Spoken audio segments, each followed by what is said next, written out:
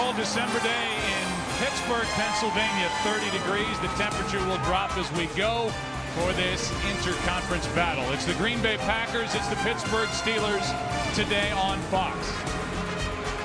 And now welcome to the broadcast booth, everybody. I'm Joe Buck, Troy Aikman, and Pam Oliver. Both are coming up. These are two teams meeting here this afternoon on 5-game rides. For the Green Bay Packers, it's been a great 5 games. They're one of the hottest teams in the NFC. They're on the inside of the playoff picture. They have 9 wins on the year.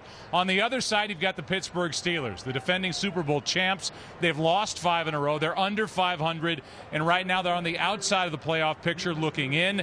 But they have a lot to play for over these last 3 weeks. They've got a bad taste in their mouths, Troy, as they try and figure out what has happened. They're under 500, but a dangerous club here today. Yeah, and one of the reasons why they are under 500 is because defensively they've given up entirely too many big plays, and they haven't created takeaways. Now, that has not been the problem on the other side for the Green Bay Packers. Their defense has been very opportunistic. In fact, they're playing like the Pittsburgh Steelers defense from a year ago. The other part of the Packers, and the reason they've won 5 in a row, is they are playing with a quarterback that is as hot as any in the league right now. And the guy who catches passes from that red-hot quarterback, Aaron Rodgers, is Donald Driver, and he's standing by with Pam Oliver on the field. Pam? And Donald, a 5-game win streak is not an easy thing to do. What clicked for the Packers finally? Well, it's just confidence. You know, we realized that we can go out there and take care of business, and we can win games. And right now, that's all we need to do. Facing the defending champions, a wounded team, but a dangerous team. What must you do? Oh, they're the Super Bowl champs. You know, they say if you want to be the champ, you got to beat the champ. So we got to go out here and play solid football today. Thank you, Donald. Thank you, sweetie. Back to you, Joe. Okay, sweetie. Nice work, Pam, on a cold day. Wind blowing around down on the field here at Hines Field. There's Ben Roethlisberger. The Packers won the toss. They receive. And so we will look at Donald Driver and Aaron Rodgers and this offense, which comes in ranked 7th in the NFL. Pam doesn't even let me call her sweetie. No. Well, Donald Driver, no. But Donald's got that electric smile. And he was Pam's guest on Thanksgiving when he won the coveted Galloping Gobbler Award. There is head coach Mike McCarthy from Pittsburgh, grew up in Greenfield. And this is a special day for him with family and friends. About 30 passes he has left for this game, and he is back home and coaching a team that seems headed for the playoffs. Glad you're with us today on Fox. Reed pops it up, not a deep kick. And it's Jordy Nelson on the run, making the grab and picking his way up to the 28. 13-yard return, and here comes the offense. And Troy, really since the last time we did a Green Bay Packers game, things have solidified up front on the offensive line, and it's been relatively healthy, and the statistics are much better because of it. Well, there's no question about that, and we've seen Aaron Rodgers not be sacked near as much during that time as he had been earlier in the year. 48 sacks he's taken on the season, but only 7 over the last 4 games.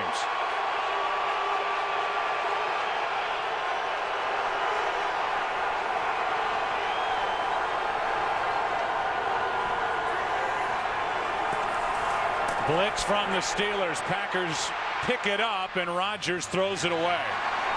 And Aaron Rodgers had to do good work to get rid of the football and avoid a sack. Ferrier was coming on a blitz.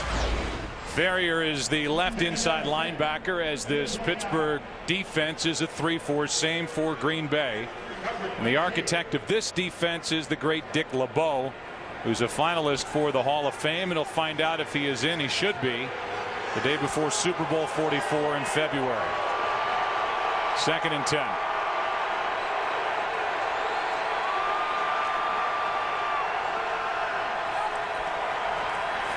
Rodgers slings it high, and way too high for James Jones. 2 incompletions, and Aaron Rodgers has to peel himself off the grass here at Hines Field. 2 plays, and twice James Ferrier has come on the inside blitz. This time they also brought number 94, Lawrence Timmons, who's able to take Aaron Rodgers to the ground. On 1st down, he was able to avoid the pressure, get the ball out. But the Steelers on both 1st and 2nd did a nice job in timing it to where they hit it on the dead run. It's 3rd and 10.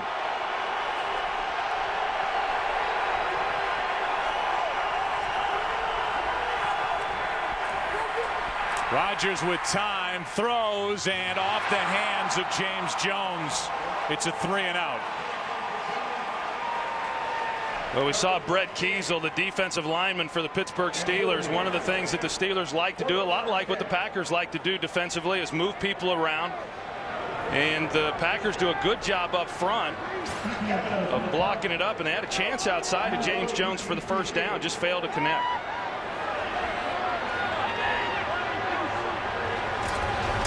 Well, that didn't take very long for the Green Bay offense. 3-and-out, and on the return, it's Stephon Logan.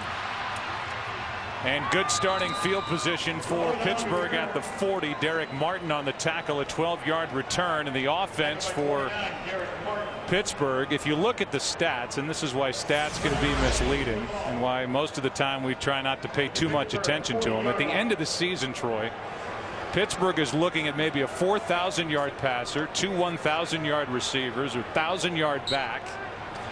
Overall, they are number 9 in total offense, but who cares? They're 6 and 7. Yeah, I think in addition to that is they just have not been consistent. In fact, that's been the case for this entire Pittsburgh team. They've lacked consistency week in and week out. They'll put up a big number offensively one week, and the next week, like last week against Cleveland, a little over 200 yards. Yeah, they were awful at the Browns. Here is one aired out for Mike Wallace. What a start. Touchdown, Pittsburgh.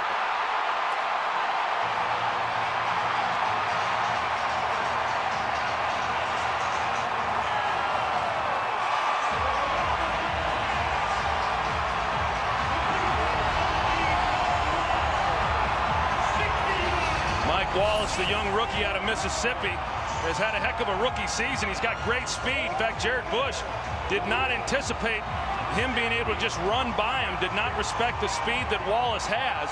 It was off of play action, and Bush did not get caught looking into the backfield. He just simply was able to run right by him. In fact, Wallace even had to hold up and wait for that one to come down. Roethlisberger not enough arm to even hit him in stride with it, but yet he was so far in behind Bush, he was able to get the touchdown. That is the longest pass play for a completion by the Steelers this season.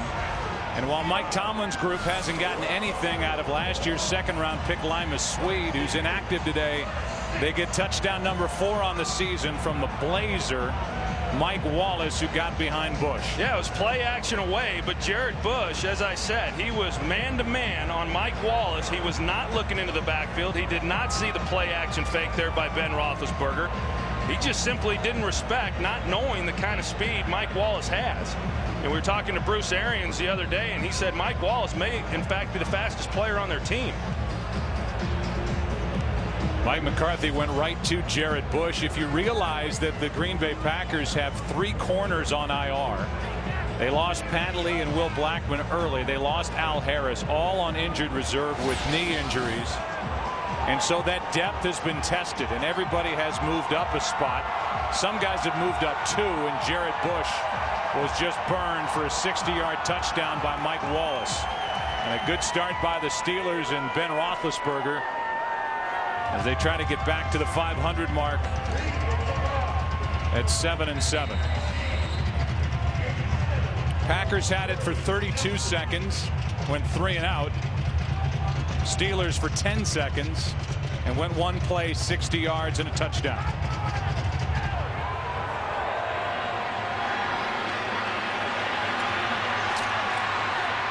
Jordy Nelson on the return, trying to give the Green Bay Packers a better starting field position this time. And while he does for the moment, the penalty flag is on the field. We have a new audience joining us. There's Troy's glamour shot. And if you're just joining us, you missed a 3-and-out by Green Bay, and then on the first play from scrimmage. During the return, holding number 29 of the return team. 10-yard penalty, 1st and 10, Green Bay. That's Derek Martin. Started to say on the first play from scrimmage, like the Packers had last week at Chicago, a 62-yard touchdown run by Ryan Grant. Here's a 60-yard completion for a touchdown to the rookie Mike Wallace. Well, and the thing that the Green Bay Packers did not want to have happen, they understand that they're coming in against a wounded dog and a team that had lost 5 in a row. They really did not want to give them any chance early in this game to give them any hope that they could win this game, and yet first play from scrimmage, the Steelers go the distance for the touchdown.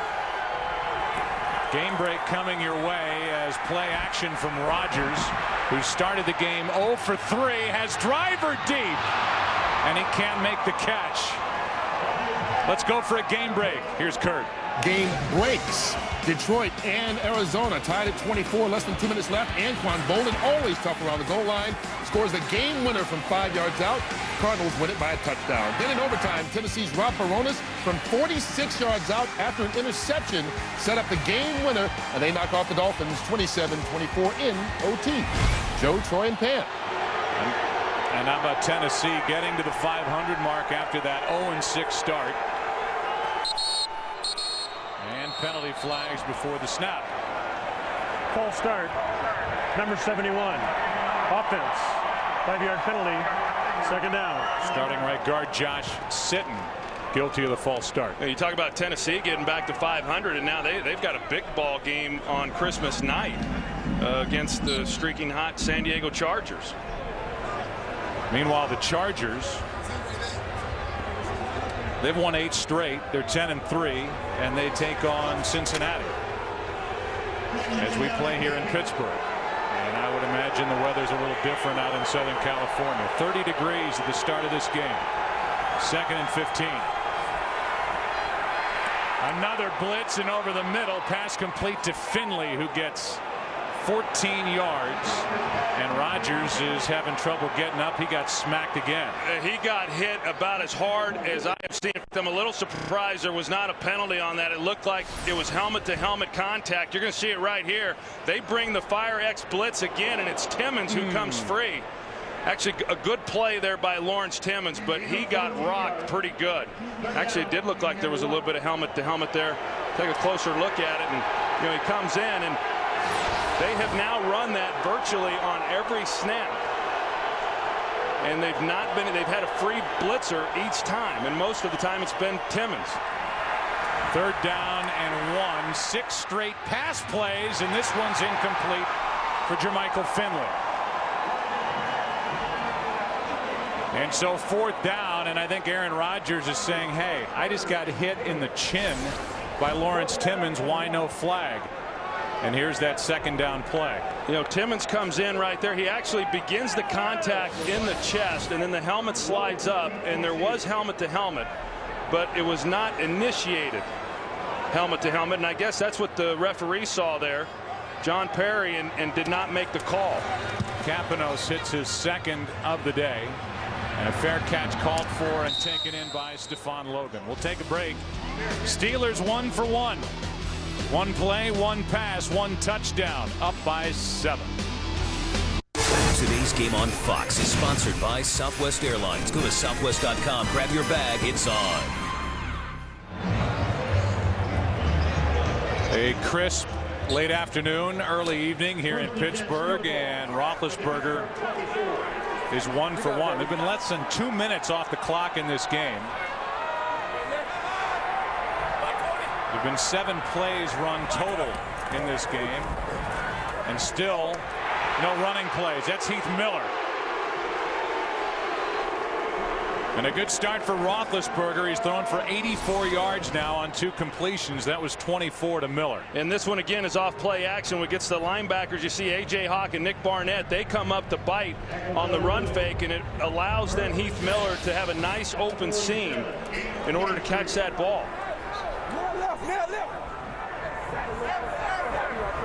That's catch number 62 for Heath Miller, one off the franchise record for a season.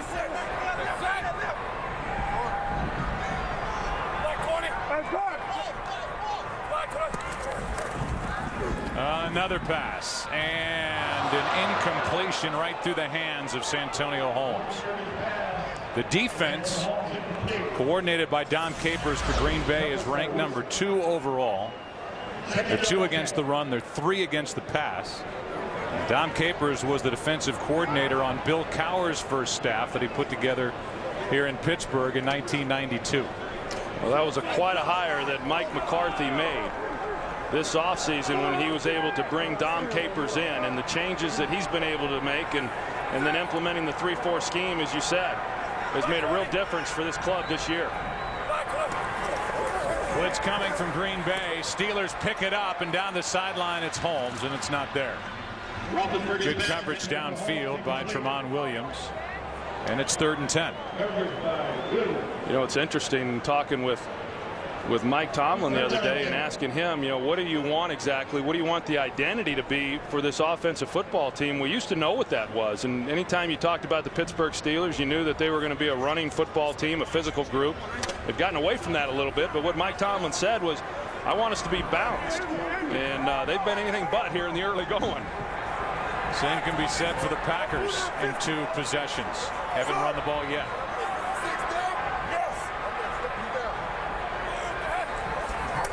Third down and 10. And Roethlisberger gets away from one tackler and will not have enough for a first down. 7 yards by Big Ben. Nick Barnett on the stop, and it's 4th down for Pittsburgh. And that's been the real problem for this offense during the last 5 games, is that they have just not been very good on 3rd down. In fact, overall, all season they've not been all that great, but during the last 5 games, converting only 28% on 3rd down. Sepulveda hits the punt. Jordy Nelson with a fair catch out near his 12. 34-yard punt, nothing on the return after the fair catch. Packers have it. Down 7. Today's game is sponsored by Bud Light. With a just right taste that's not too heavy, not too light, the difference is drinkability. Take a look at some of the early game headliners. Vince Young is playing so well, obviously, and the Titans are red hot. They're now 7-7. Jerome Harrison, 286 yards, 3 touchdowns. His 4th year, a 5th-round pick out of Washington State in 06. And Andre Johnson, another big day, as the Texans won in St. Louis, and the Rams are right now in the driver's seat for the first pick in the upcoming draft. Here's Ryan Grant, first carry of the day, and the feature back for the Green Bay Packers gets 2.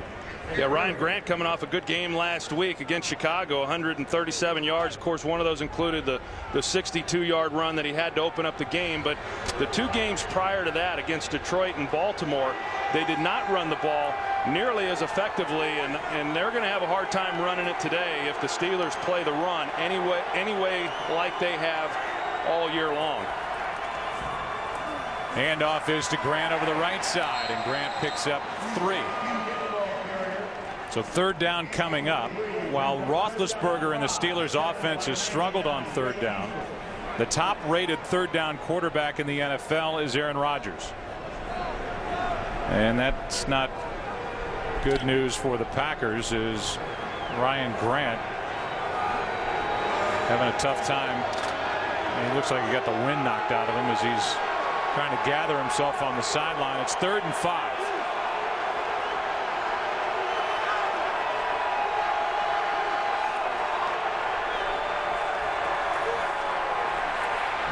Down the middle for Jennings. What a perfect throw. Jennings still going inside the 20, and the Packers have an answer. 83 yards for Greg Jennings, his 4th touchdown catch of the season. Well, you talked about Aaron Rodgers leading the National Football League on 3rd down passing. He had 11 touchdowns prior to that. Now he's got 12. And they are able to get pressure on him with James Harrison, but Rodgers steps up and floats this ball in there just perfectly. But Tyrone Carter, which has been the case throughout this year, another big play given up by this defensive secondary of the Pittsburgh Steelers. And it's on a play like that, Troy, that you think about the absence of Troy Polamalu. Somehow getting the snap down, and a new holder, Kapanos, the punter, who took over, got the ball up, and Crosby knocked it through. 83 yards for Greg Jennings. Another 3rd down completion. 3-yarder to Greg Jennings. Longest career reception for Jennings. Career-long pass for Aaron Rodgers. And for Greg Jennings, 13 of his 28 career touchdowns have been 40 or more yards. Right down the middle of the field, and Tyrone Carter missed a chance to make a play, while Polamalu misses his 9th game of the season. On the return, it's Burnett. And just a 10-yard return. Martin on the tackle, back to the touchdown. Yeah, well, Chad Clifton might have gotten away with one right here on James Harrison. You see the left arm there up against the neck. Could have gotten a hold call. But right in the middle there, you see Greg Jennings. They give him a free release off the line. Tyrone Carter, you mentioned it, Joe. I mean, that's a knockout punch right there if you want it. But I think he thought the ball was going to be overthrown, and he was going for the interception. And then while doing that, he just simply overruns Greg Jennings and fails to make the tackle. So a 7-7 game.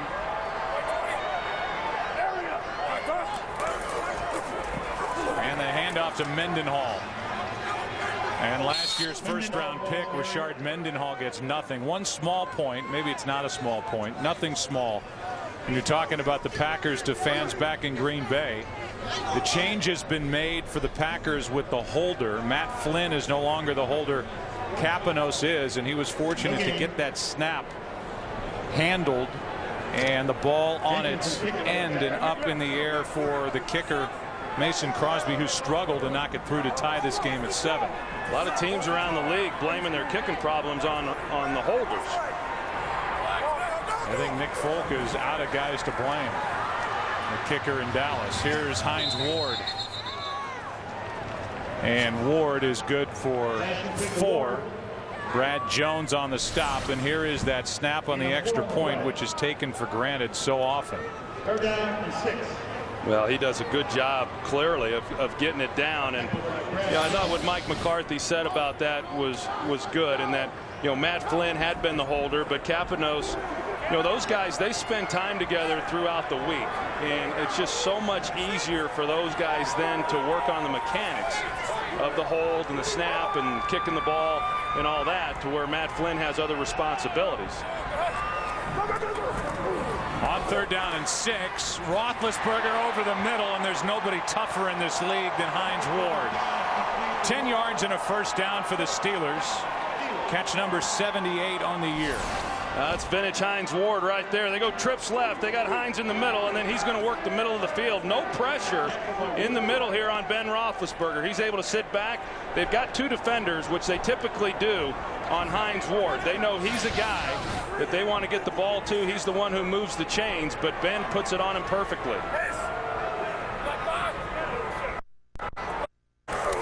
On 1st down, handoff to Mendenhall. Bigby was the first to hit him. And Rashard Mendenhall picked up 3. The story with Mendenhall, he didn't become a starter until week 4.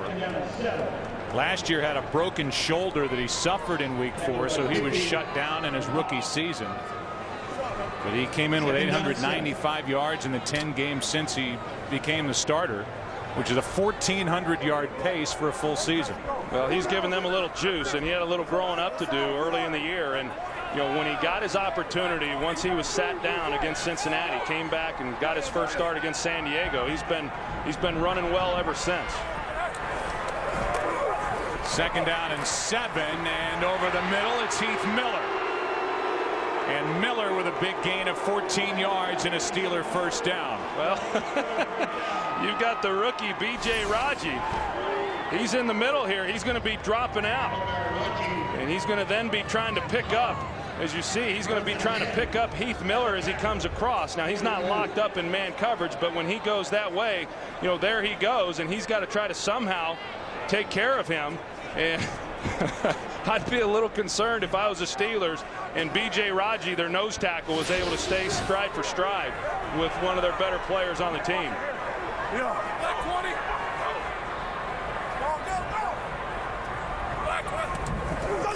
On 1st down, Roethlisberger sets up and throws, and penalty flags as Woodson went for the pick.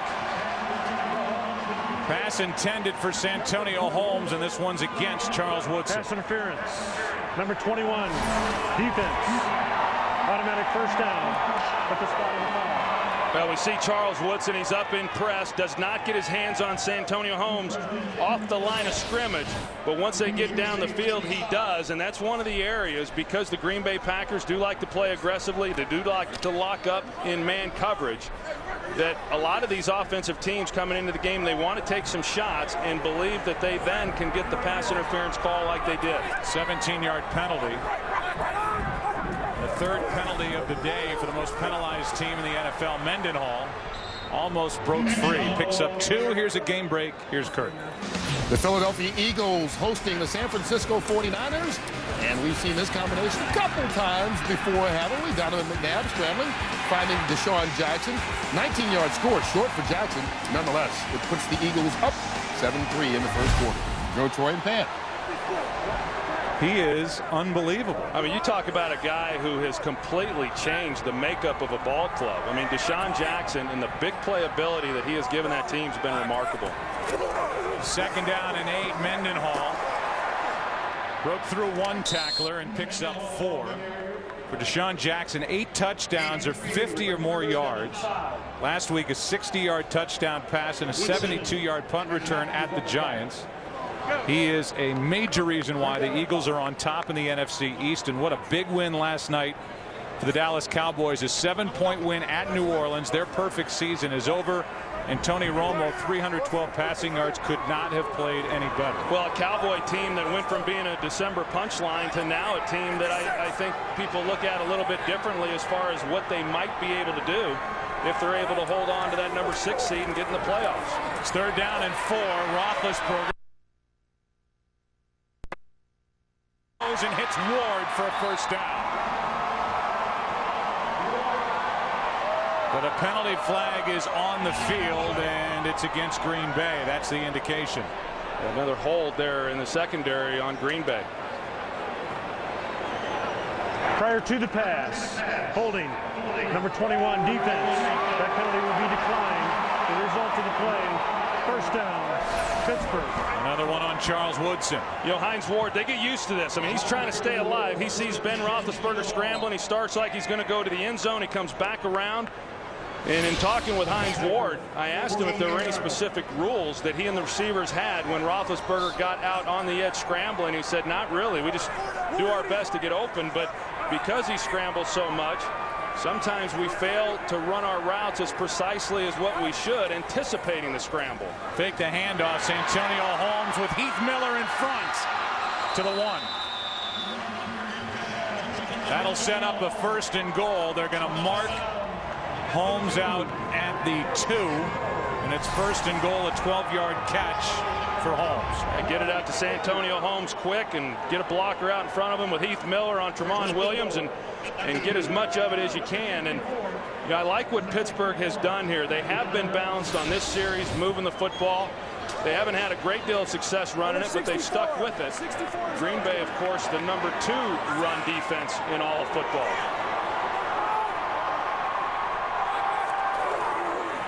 Here's Mendenhall. Stayed after it and has the touchdown.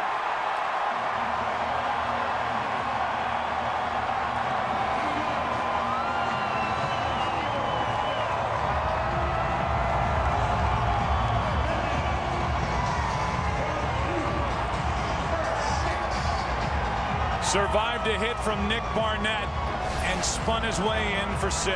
Yeah, watch Nick Barnett. He hits it and does a good job. He fails to wrap up right there. And Mendenhall, and this is what Mike Tomlin was talking about. Mendenhall is a powerful man, and he moves piles. And so even though Barnett had a free look at it and got the hit on him, he's able to bounce that and still get it into the end zone. It's 14-7 Steelers, 10-play drive, 5 runs, 5 passes. Big Ben 5 for 5 on the drive. Steelers upset. Mendenhall with his 7th touchdown of the season. There's the drive, and it leaves 3:47 left in the opening quarter here in Pittsburgh. We've seen a ton of action, 21 points, and Green Bay about to get it back. Jordy Nelson set to return it. The foot of Jeff Reed, who has only 1 touchback all season.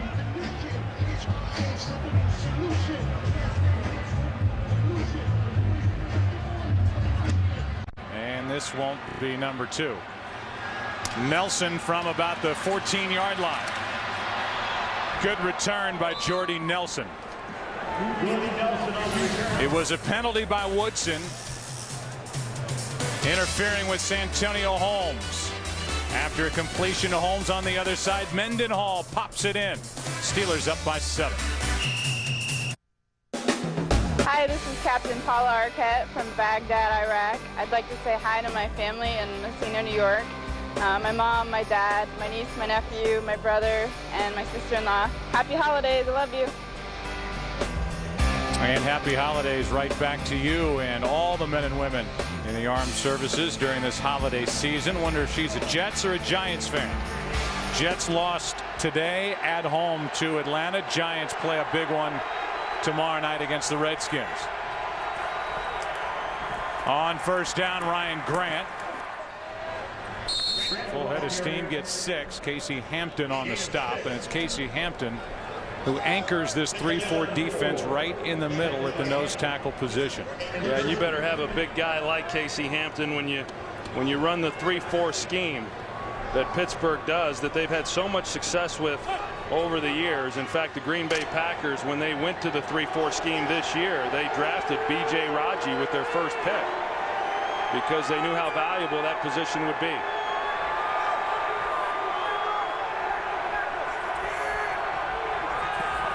Another blitz, quick throw, and the pass incomplete for Driver.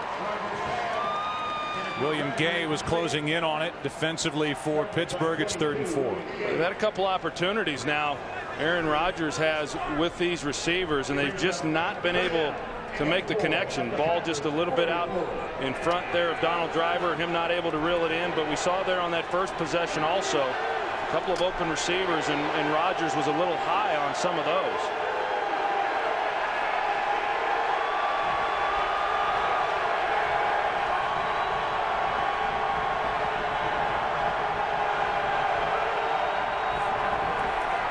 Third down, Rodgers slings it, and the pass is dropped. That's Driver again.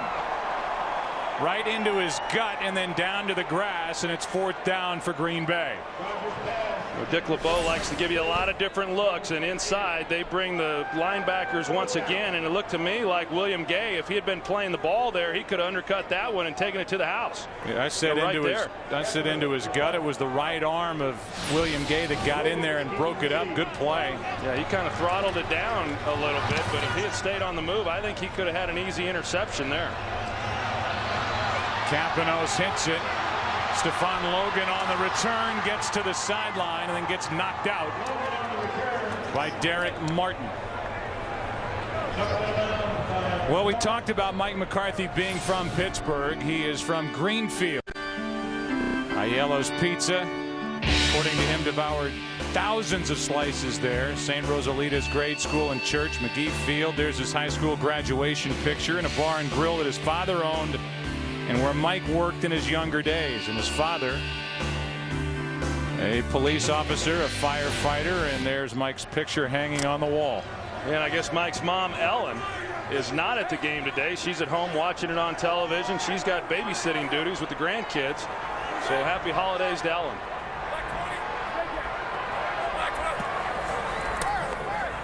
On first down, this is Santonio Holmes, and the rookie Brad Jones wasn't fooled at all.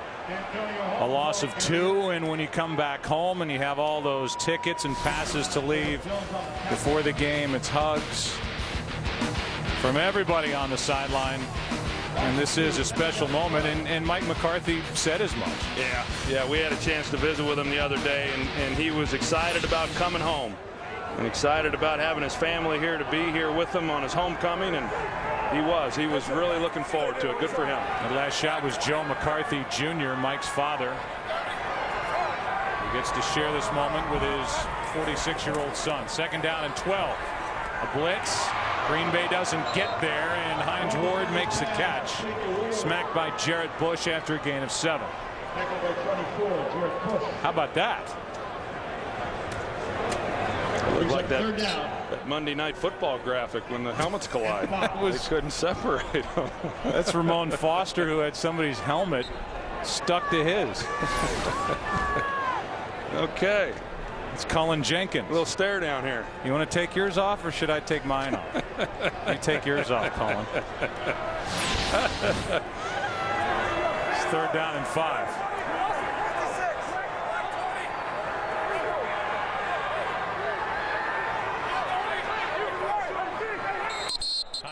Pittsburgh. So much movement defensively for Green Bay these days prior to the snap, and Roethlisberger trying to figure it out. Had to spin around and take a timeout. We look at the division leaders in the NFC. New Orleans now 13-1 with their loss last night. Minnesota plays tonight. Take on Carolina. Philadelphia's playing as we speak and leading the 49ers 7-3. And Arizona, they won today. They're 9-5. The wild card leaders. Green Bay at 9-4. Dallas 9-5. These two teams certainly have their playoff hopes well within their own hands. And then in the hunt, the Giants at 7-6 play tomorrow night. And San Francisco is still breathing. Well, I think Green Bay, watching that game last night, was anticipating that they would be playing this one, for a spot in the playoffs. If the Cowboys had lost and they win here today, then they're in. If they win today, now they're waiting to see if the Giants would then lose and they're in. But it got a whole lot interesting for that #1 seed with the Saints losing last night. 3rd down and 5. Roethlisberger is hit from behind, lost the football. That was the rookie Matthews. And Green Bay takes over. Matthews, who leads this team with 8 sacks, took over as a starter week 4, and it was Matthews who forced it and recovered it. Well, you're going to see him off the edge. This is now his 5th sack in just the last 4 games. He just uses a speed rush right behind Starks and comes in behind, and Ben, who's got pretty good protection up inside, if he's able to step up, if he's feeling Matthews coming in behind him, then he's got some room, but he does not. I tell you, Clay Matthews has had a heck of a rookie year.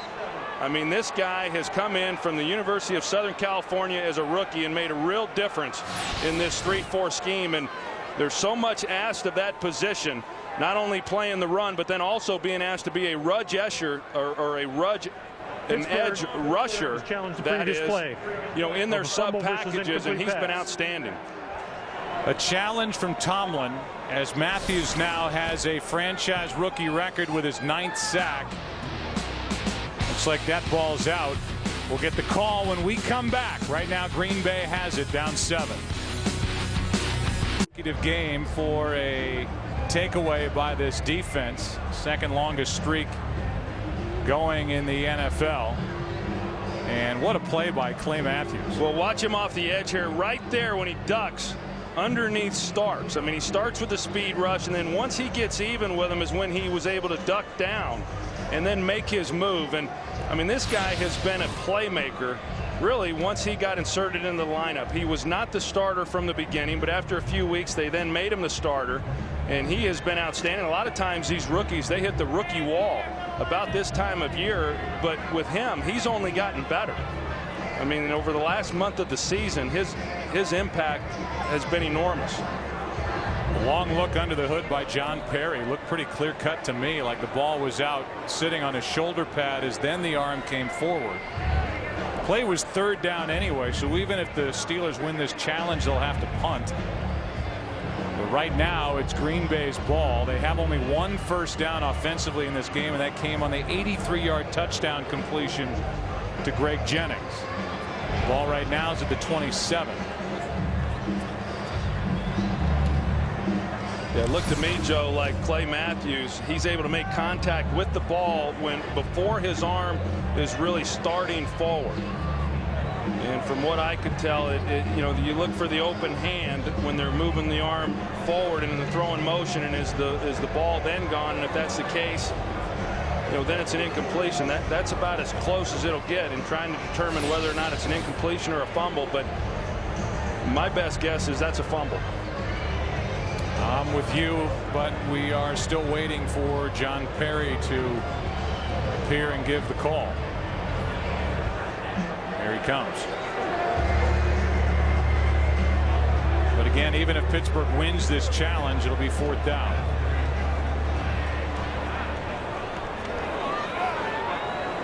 After reviewing the play, the quarterback had possession of the ball with the arm going forward prior to it coming loose.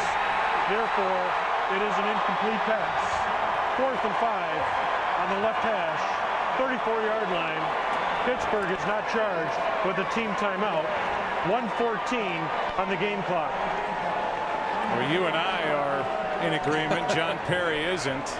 And Ben Roethlisberger was surprised when the call was made. Wow.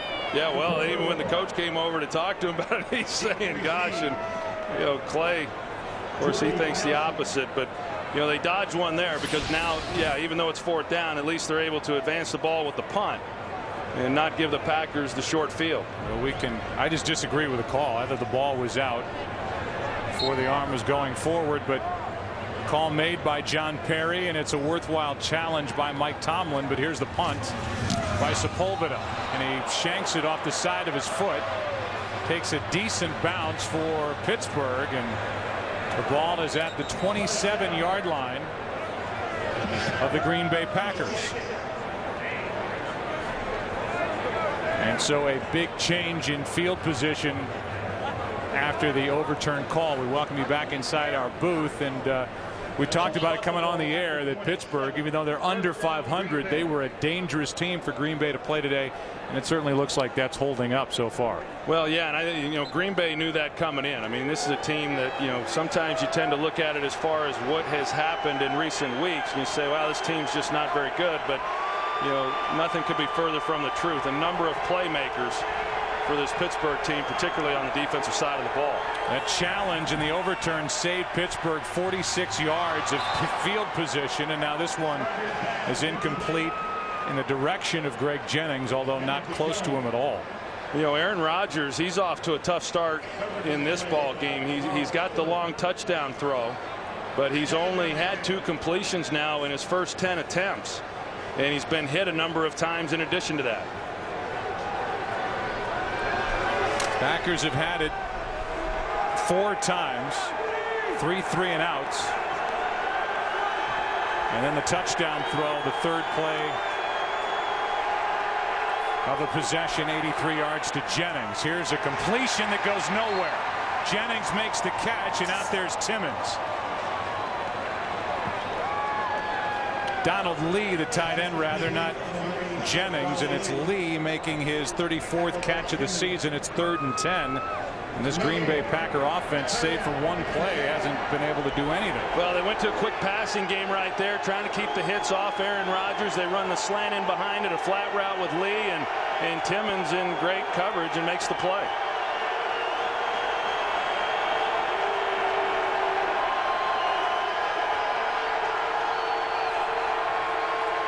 Third down and 10. Rodgers throws and completes. That's Driver. Donald Driver into the open field, and now down inside the 25. For Driver, 49 yards and 2 big 3rd down completions by Aaron Rodgers in this game. And that's the way the first quarter comes to a close. 14-7 Steelers. Packers are on the move with a ball inside the Steeler 25. Back after this from your local Fox station. A 49-yard completion to Donald Driver sets up first down at the Steeler 24 and makes that win on the challenge by Tomlin academic. As Rodgers sets up, backs up, outside the pocket, so he throws it away. Back to the 49-yard completion to Driver. Well, there was little doubt as to where Aaron Rodgers was going to go with the football. You can tell, and he's staring it down from the time he got to the top of his drop, and inside it was just zone coverage, and they give him a free release off the ball. Donald Driver runs the dig route, and Aaron Rodgers puts it on him, and at the end of this is when James Harrison drives him into the ground, and looked like he might have a word or two to say to him there at the bottom. James Harrison hasn't had the big splash plays this year that earned him Defensive Player of the Year a year ago, but he is still a force. Rodgers has been hit 5 times, 2nd down. Backing up as he throws it. That's Jennings on the completion. And Jennings gets 8. Timmons downfield to make the stop for Pittsburgh. Yeah, that was Aaron Rodgers' 5th completion today, but 2 of those have gone for 132 yards. And for those that have been following the Pittsburgh Steelers this season, they're all too familiar with the big plays that they've seen in this ballgame. Another 3rd down for Green Bay. And inside the red zone are the Packers, down by 7.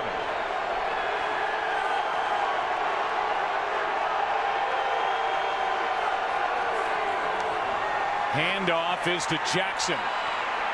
And Jackson is driven backward as he got to the 15-yard line. A gain of 1. Tyrone Carter, the first player there for Pittsburgh. And Tyrone Carter, it looked like Jackson was about to bounce that thing out and maybe pick up the first down, but Tyrone Carter, doing his Troy Polamalu impersonation, was right there to finish him off. And it brings up 4th down. 4th down and a yard, and the field goal unit is on for Green Bay. And a 34-yard try by Crosby, who has struggled.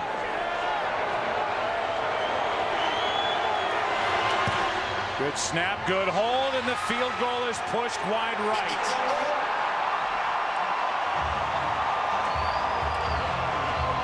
That's now 4 straight games that Crosby has missed from inside 45 yards. A 34-yarder is wide. Steelers still lead by 7.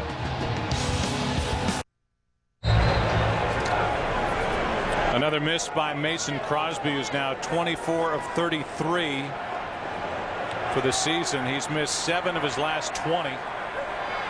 And it's still a 7-point game. Steelers have it up 14-7. And a flea flicker. Roethlisberger nowhere to go with it, so he dumps it off to Mendenhall. And Mendenhall, who has the ball in his hands twice on that play, gets 10. Depends on the spot as to whether it's enough for a first down, and it is. Well, they run the flea flicker, and Green Bay played it perfectly down the field. They were not fooled, but at the end of this, you've got Ward coming back trying to put the big hit on A.J. Hawk, and he's the one who winds up taking out Mendenhall. I mean, that looked dangerous. Ward coming in from behind. Of course, we already know that they've got the ruling in this year in order to keep a receiver from making a block backside without a receiver looking. But Ward was the one who came out of that one injured. Hand off to Mendenhall, trying to get to the edge. Penalty flag comes in the area of a hold. A loss of 2 on that run by Mendenhall. Number 83, offense, 10-yard penalty, replay, first down. That's on Heath Miller. We look ahead to next week. It's a single header weekend on Fox. Here are the early games. The Panthers at the Giants, Buccaneers and Saints. Seahawks will be in Green Bay. And then late you could get the Rams and Cardinals or the Lions at the 49ers.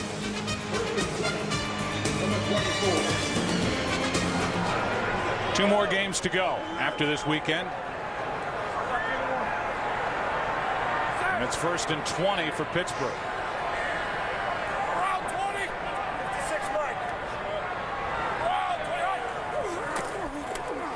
Hand off to Mendenhall. 2 blockers in front of him. Barnett makes the play. And Mendenhall gets 10. Back to the original line of scrimmage. It's 2nd and 10.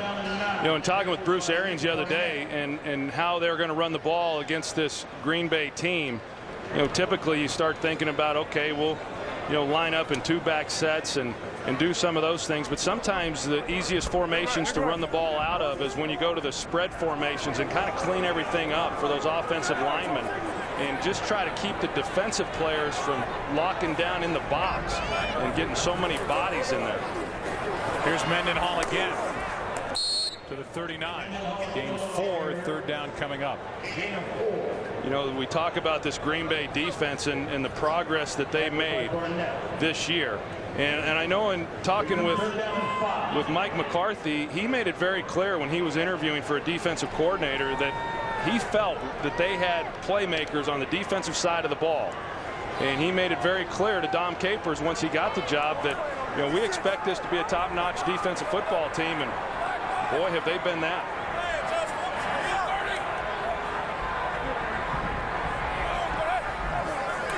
Blitz coming from Green Bay, and this is Mewelde Moore, who cannot hang on. Incomplete. It's 4th down. Well, they had a chance there for an awfully big play. They brought Tramon Williams, the corner blitz, and the Pittsburgh Steelers picked it up nicely. And if Mewelde Moore had been able to make that catch, he was one-on-one there with safety Nick Barnett. Here's Sepulveda, his 3rd punt of this first half. And this is his best. Jordy Nelson from the 16. Somehow stays on his feet. Outruns a couple of tacklers and then gets hit out of bounds, and a flag will be thrown. Joe Burnett, the rookie, was along the sideline and hit Jordy Nelson when he was out of bounds. Well, not very smart there by Joe Burnett. I mean, clearly you've got Jordy Nelson who's on his way out of bounds. Foul. Late hit out of bounds. Number 27 of the kicking team. 15 yards from the end of the run. 1st and 10, Green Bay. Take a timeout. 45-yard punt. 13 on the return plus 15 on the penalty. A couple of big plays in this game and a 7-point Steeler lead. Last week against the 49ers. Warner's better today, and the Cardinals survived a scare from Maurice Morris and the Detroit Lions today. And Josh Cribbs, 2 kickoff return touchdowns after a big game last Thursday against these Steelers.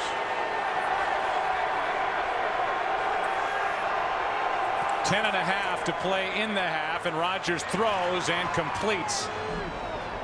That's good for 12 yards to Jermichael Finley, the big tight end, and we go back to the penalty on Burnett. Yeah, you see Joe Burnett. Jared Bush actually for the Packers does a good job on him. Joe Burnett stays alive, and he's got to run clear across the field in order to try to get a hit here on Jordy Nelson. And by gosh, if he's going to work that hard, he's going to get a hit on him.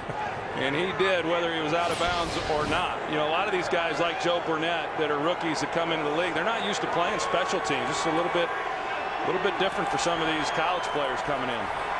Pass to Driver. He dropped it. Looked like a good throw from Aaron Rodgers, who kind of turns his back in frustration, and Donald Driver had it in his hands and let it go. You don't see that very often from Donald Driver. He's got some of the surest hands in all of football. Those hands were broken in by the Brett Favre fastball. Literally broken in. I think he told me one time he thinks he's broken every finger on his hands from old number 4 over the years. On second down, it's Ryan Grant. Not much. And it's Hampton out there to make the play, a gain of only 1. I mean, you look at Green Bay and their lack of ability of running the football here in the early going of this ball game, and yet they're sticking with it, and rightfully so. One, because you can't just get into a game to where you're just dropping back and throwing it. That's awfully tough on these offensive linemen. But also, if you look over the last 3 games of the teams that have faced the Pittsburgh Steelers, they have run the ball actually very well, much better than what their season averages would indicate.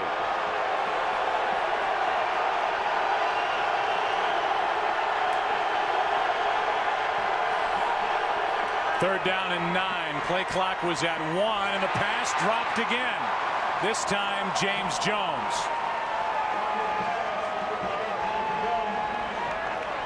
Yeah, I think even if James Jones had been able to make that catch, he was not going to be able to get enough for the first down. He was short, well short of where the drop took place, but it didn't look like he was going to be able to get away from anybody in order to get the yards needed. Weldy Moore now waits for the punt from Kapanos, and we'll see how good the rookie Kapanos is at downing it inside the 20. Hangs this one high. Moore lets it go, and this one is out of bounds in the end zone. Like it went right over the pylon, and they're going to call it a touchback.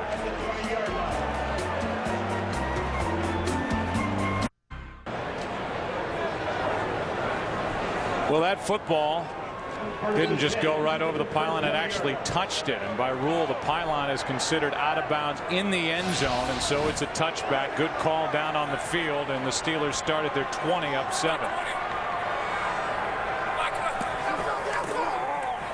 Handoff is to Mendenhall, and Rashard Mendenhall is out to the 30-yard line.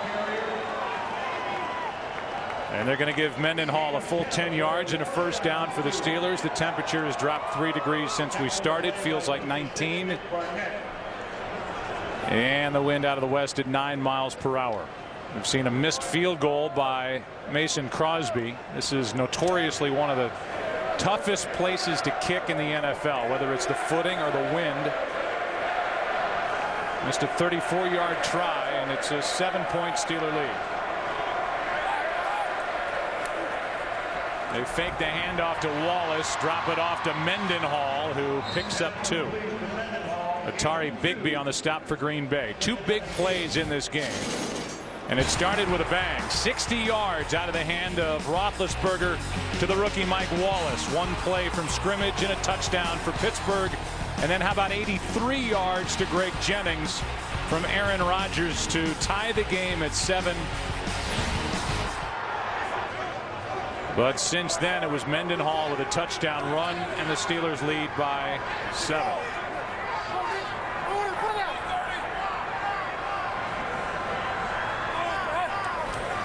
Second down and 8. Roethlisberger surveys the scene, and now a drop from Hines Ward. Wide open over the middle, and Ward couldn't pull it in. And they go trips to that side, and you're going to see the release up the field. They executed pretty well. They've got Heath Miller going up the field, but then Hines comes off of that, and they get Chiller and Woodson attracted to Heath Miller, which leaves Ward wide open then underneath, and he just fails to make the play.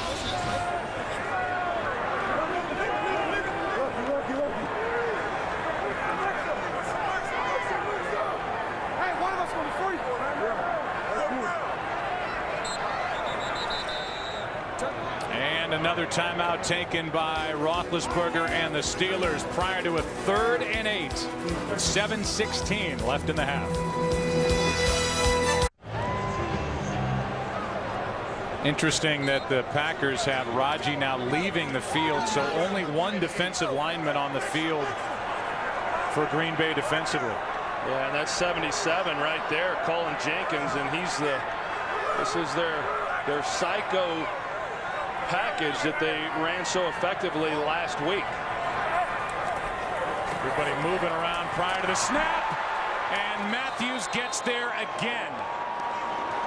He was the first one there. Bishop got it home as well, and with all those linebackers flying around, the rookie got home. Well, look, everybody is to the right here. Nobody over on this side of the ball. These linemen right here have nobody to block. I mean, they got to somehow slide that down. They try to.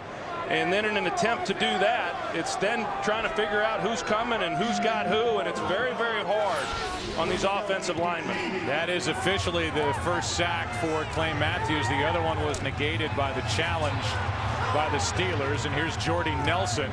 Good return.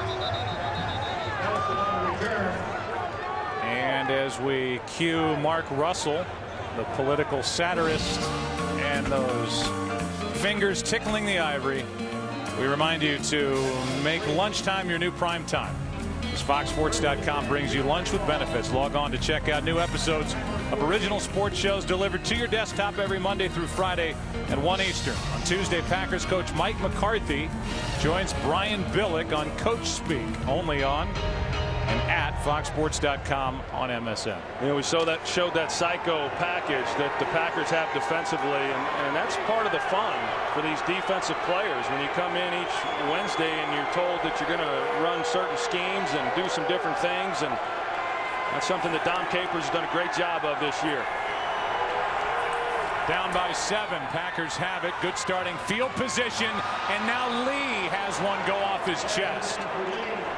And Rodgers has just got his hands on his hips, turns his back to his receivers as if to say, is anybody going to catch anything? This is very hard. You're going to see Donald Lee. I mean, he's got it, and then James Ferrier, 51, he has to carry that. He never is able to get his head turned around, and a perfect throw hits Donald Lee right in the gut. And as a quarterback, when that happens, I mean, it is hard. It is very, very hard to sometimes keep your emotions in check. Nice job, Rodgers. I'd say it looked like it hit Ferrier, glanced off his helmet, and changed direction just enough.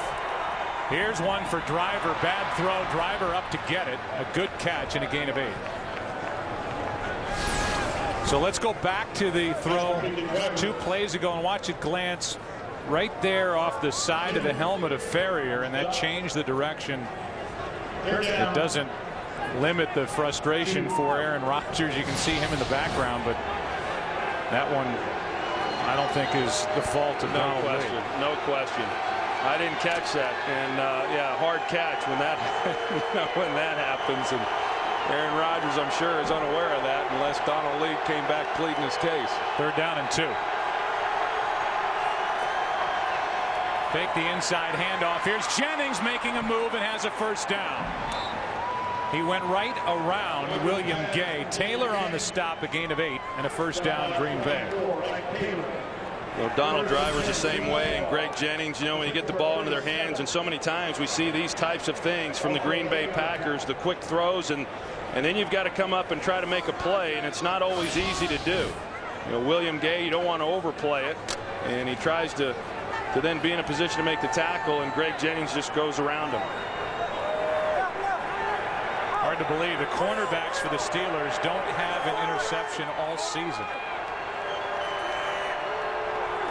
Team has only 8. Here's Jennings.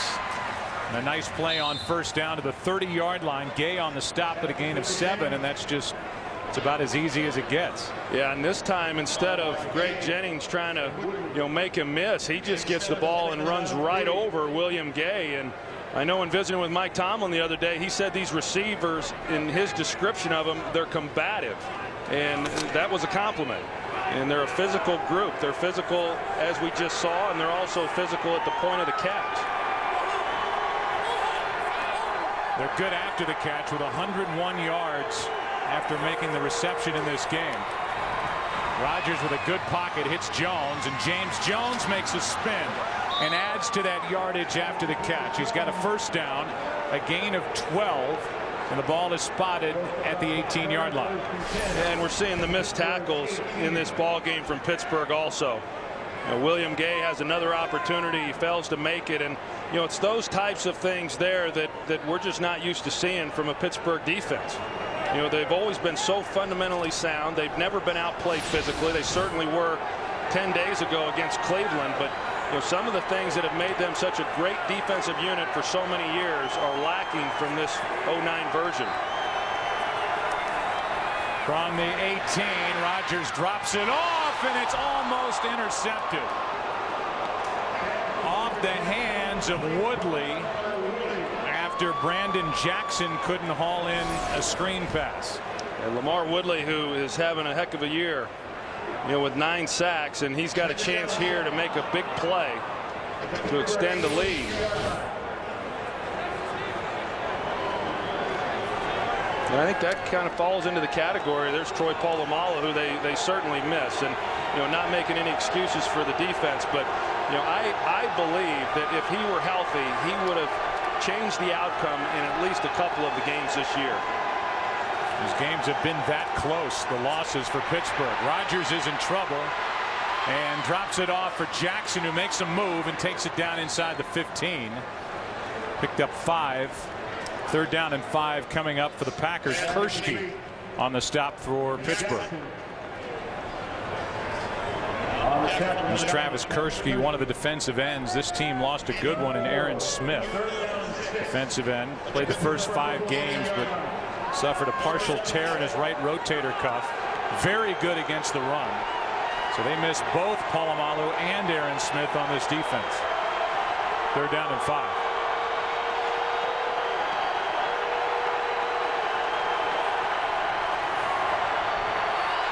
Rodgers fakes a throw and takes it into the end zone. Touchdown. And the 4th rushing touchdown of the season for Aaron Rodgers.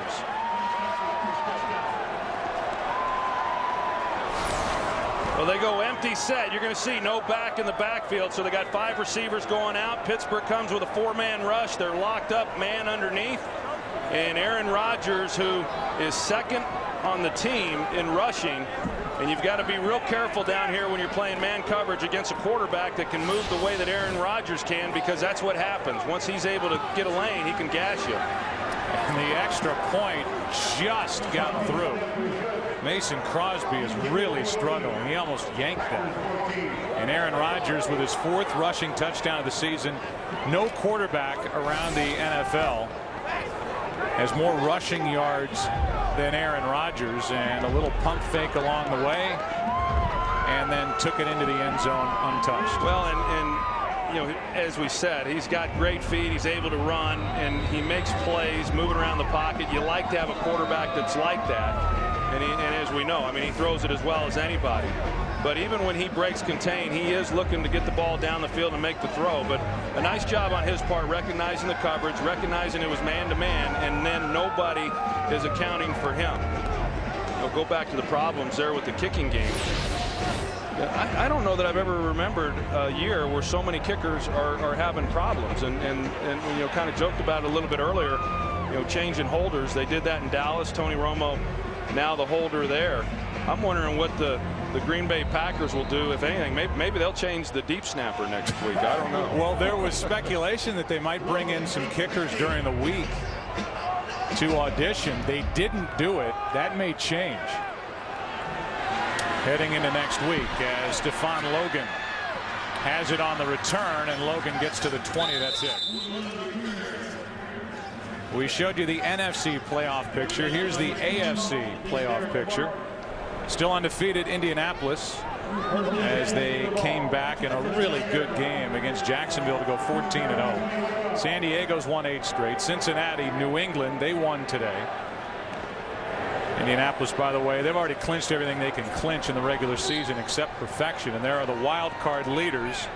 The Steelers are still alive, but they need to win out and then get help from maybe NATO or somebody to get into the postseason. Well, that San Diego-Cincinnati game is huge. Cincinnati with a 1-point lead right now, but that could very well be determined the number 2 seed. Roethlisberger has it batted back in his face. Johnny Jolly got his hand up and knocked it down. With nothing else, this was a Steeler team that suffered 8 sacks. The hands of the Cleveland Browns, a Thursday night game. The Browns, the 32nd ranked defense coming in. And so far, just 1 sack allowed, and it belongs to Clay Matthews as you look at the offensive leaders for Pittsburgh.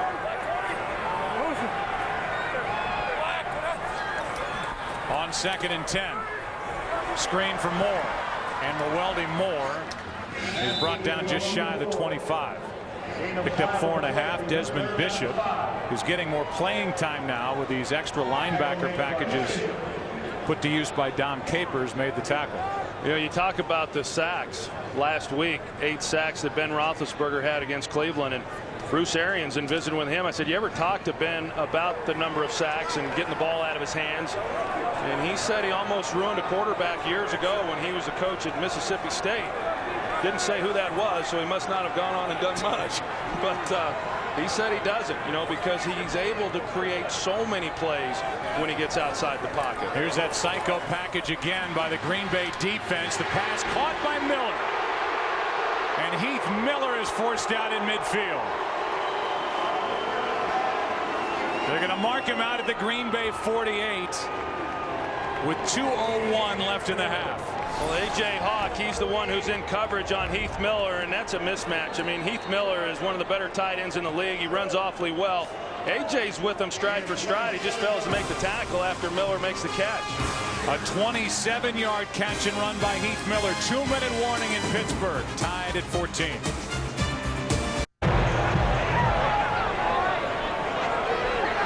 Pittsburgh has 1 timeout remaining. Tie game, 2 minutes left, and a first down at the Green Bay 48.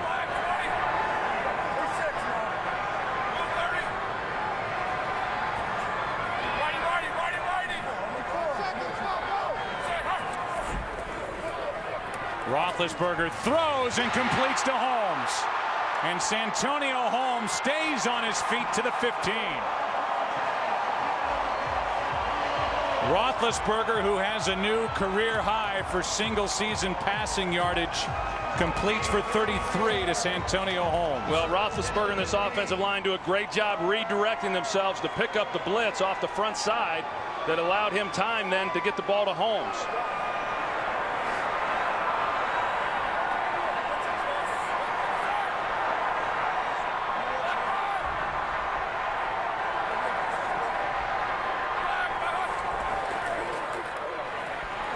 First down, Roethlisberger over the middle. Penalty flag is thrown. Brandon Schiller on the coverage of Heath Miller.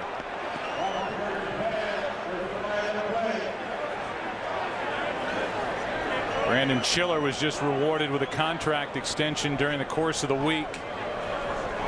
And there are 2 fouls on the play, both by the defense, both by number 54. Illegal contact, number 54, penalties decline. Pass interference, number 54, penalty's been accepted. First and goal. There's Brandon Schiller. He's the cover linebacker in their sub packages, and he's now trying to get matched up on Heath Miller. And good call there by the officials. Definitely contact was made. Heath Miller now with the new single season record for catches by a tight end in Steelers history. 64. Eric Green in 1993 had 63. It's first and goal.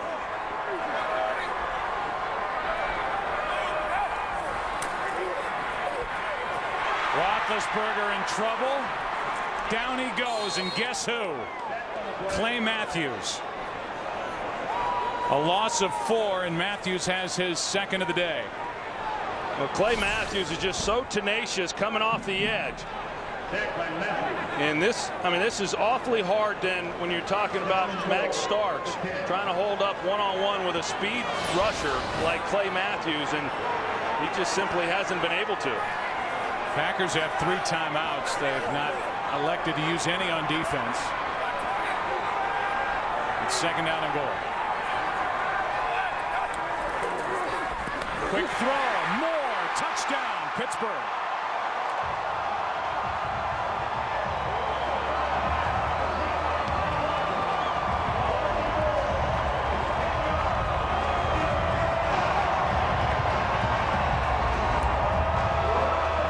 Pretty good design right there. You're going to see Santonio Holmes come up here and make the block. And they come up and they get the ball to Mwelde Moore right away, and so he's in right behind it. In essence, it's like playing tailback, and you got a lead blocker right out in front of you. Put it on him, stay in behind your blocker, Holmes, and take it in for a touchdown.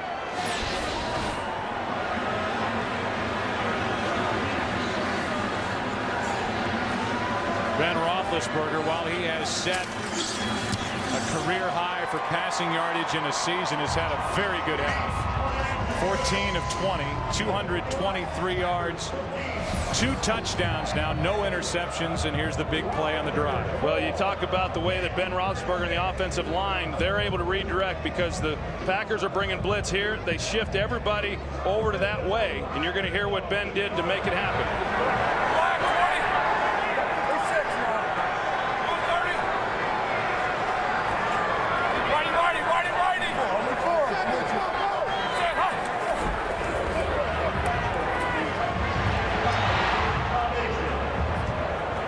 Justin Hartwick, the center, he will come up. He'll make a protection call.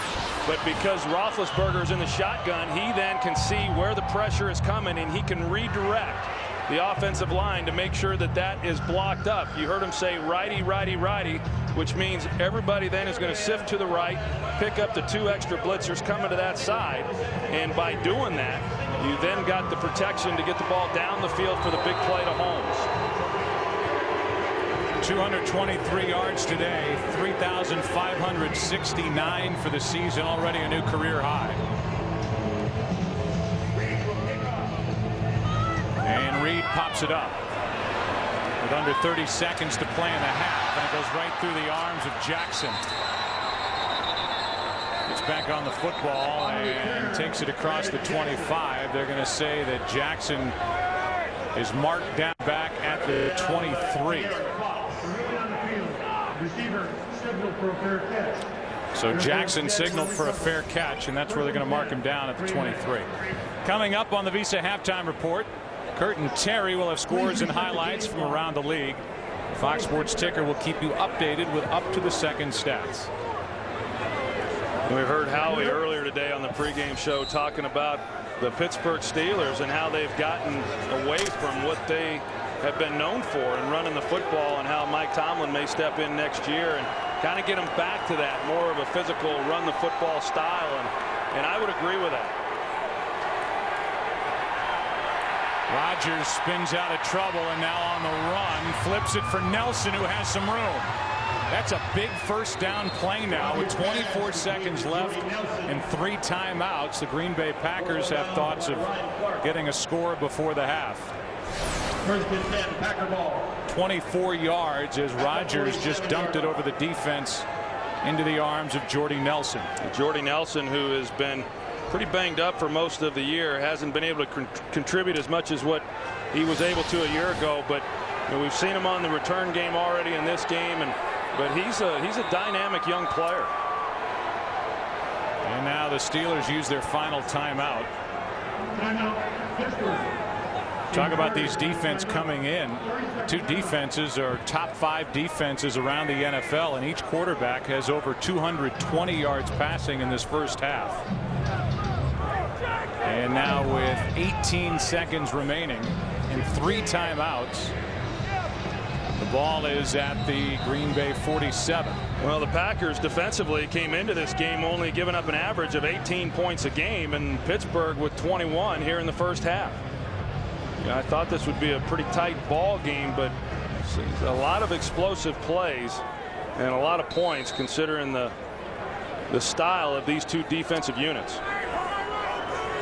The longest field goal ever made in the history of this stadium since 2001 is 51 yards. That would mean getting the ball to the Pittsburgh 33-yard line. Rodgers throws and just throws it away. Now 13 seconds remain. Jordy Nelson, the closest one to it. You look at Clay Matthews. At the 47-yard line. Matthews has a couple of sacks in this game, and his family has dealt with the Steelers over the years. His dad Clay was a linebacker with the Cleveland Browns forever, and his uncle Bruce, a Hall of Fame offensive lineman with the Oilers and Titans. They set the standard pretty high in the Matthews family. 13 seconds left. Pass is complete to Nelson, who will get out of bounds, stop the clock. 7 seconds left. And they're getting awfully close to field goal range. The Packers have one crack at trying to make it more realistic. And Nelson was good for 11. And another missed tackle, and although he really didn't get any more yardage out of it, what he was able to do was stop the clock. And if Burnett was able to make that tackle, then Green Bay would have been forced to call the timeout. They've still got plenty left, but they've got a chance to get one more shot, and they can work the entire field and try to come away with a field goal.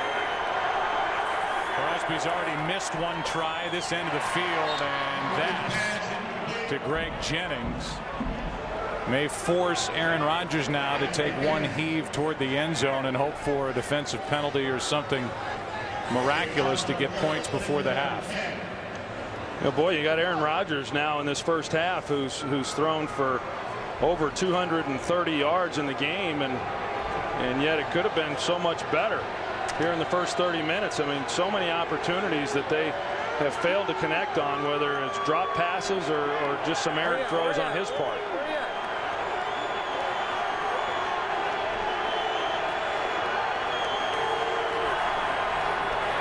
Only 4 seconds left.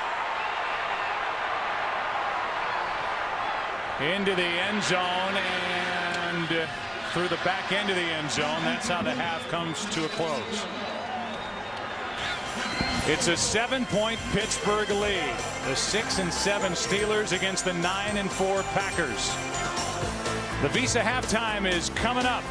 The home team, Pittsburgh, up 21-14.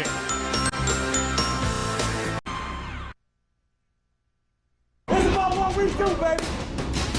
Hey, we was built for this game. Yeah, Mr. Get up in here, man. Let's go. What we gonna do?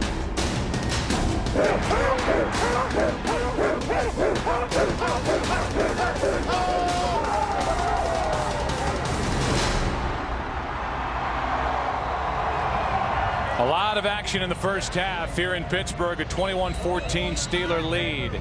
And today's Avatar game summary before the start of the third quarter.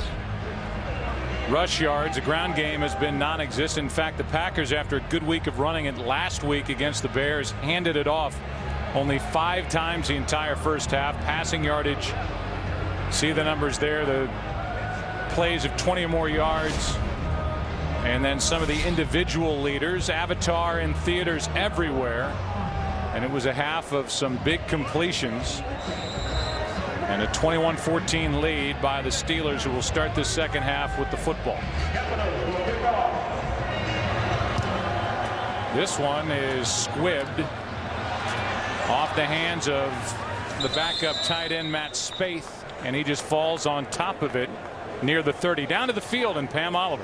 Hey there, Joe. Mike McCarthy was not very pleased about the way that half ended. He said we had some lapses on defense that we were going to have to clean up. He also wasn't happy about those drops from the receivers. He said it's not a matter of cold, it's a matter of focus. Mike Tomlin told me, you know, things weren't perfect in that first half, but we really fought, and we need to do so for another 30 minutes. Back to you. All right, Pam, thank you. And as we hear that from Mike Tomlin, he really thought his team was outworked last week in Cleveland on a frigid night.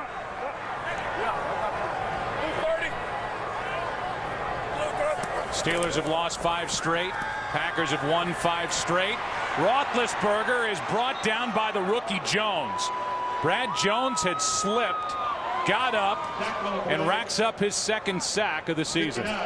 Well, the Steelers opened up the second half the same way they opened up the first half, with Ben Roethlisberger coming off play action here and then looking to try to get a shot down the field, but the receiver slipped over there on the sideline. You see Wallace here, he slips, and Roethlisberger had nowhere then to go with the ball.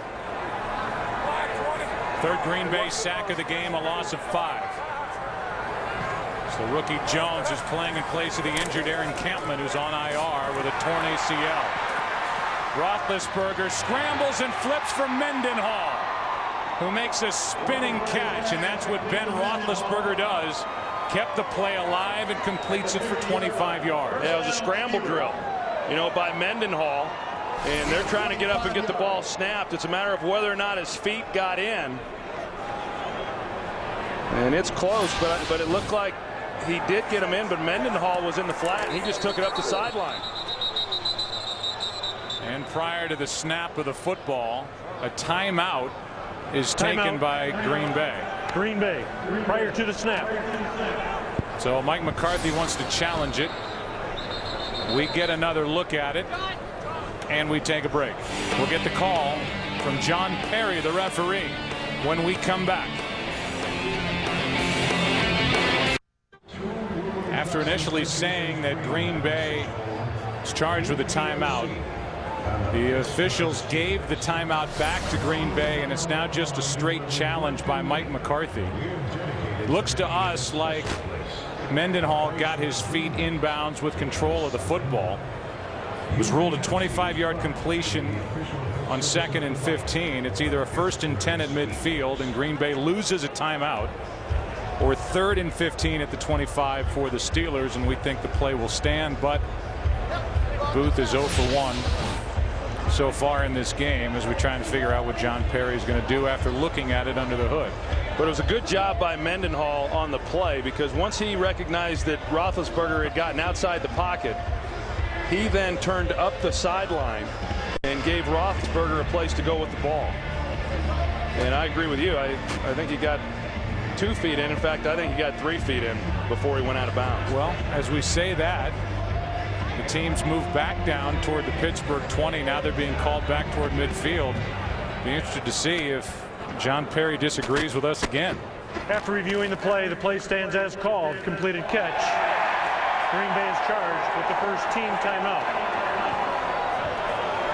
So if nothing else, Green Bay catches a minor break in that they put the timeout back on the board and just ruled it a straight challenge. Green Bay could have lost 2 timeouts by calling the timeout, then losing one because of a missed challenge. Yeah, Mike McCarthy, he's had a few breaks with the challenges this year. Remember back a few weeks ago when they played Dallas, they were out of challenges, and he threw the red flag anyway, and yet did not get penalized in that game. Roethlisberger now has 5 completions of 20 or more yards in this game. He throws to Logan, And Spawn Logan is to the Green Bay 46. Woodson on the stop. And a gain of 5.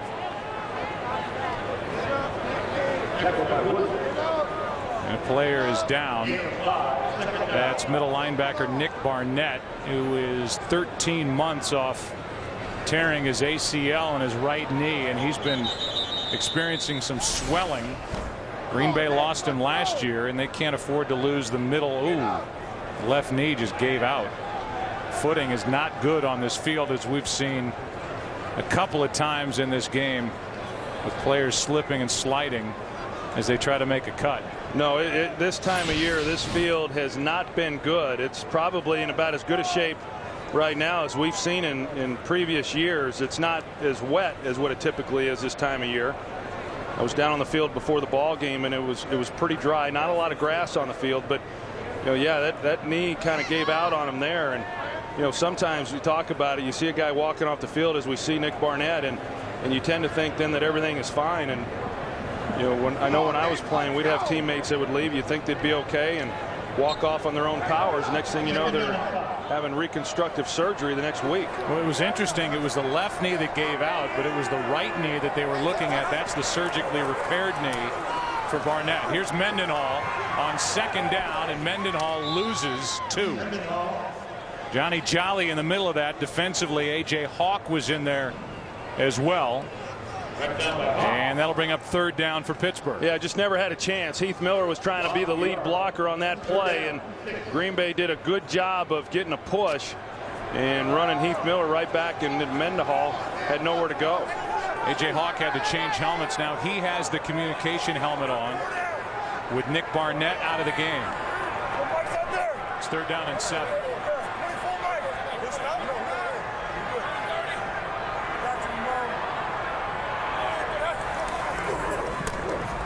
Roethlisberger throws down the middle. Pass complete and now dropped.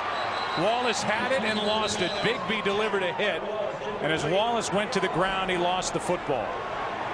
Yeah, we see Green Bay, they had a 2-deep safety look, and that's where you want to then go with the football. Wallace runs a good route. Roethlisberger puts it right on him. He has it, but then, Bigby comes in late, doesn't put a real big hit on him. Wallace just is unable to control the ball as he goes down. So it's ruled an incomplete pass and a punt from Sepulveda, with Jordy Nelson a fair catch at the 15. So a hold by the Green Bay defense. Packers have the football for the first time in the second half, down 7.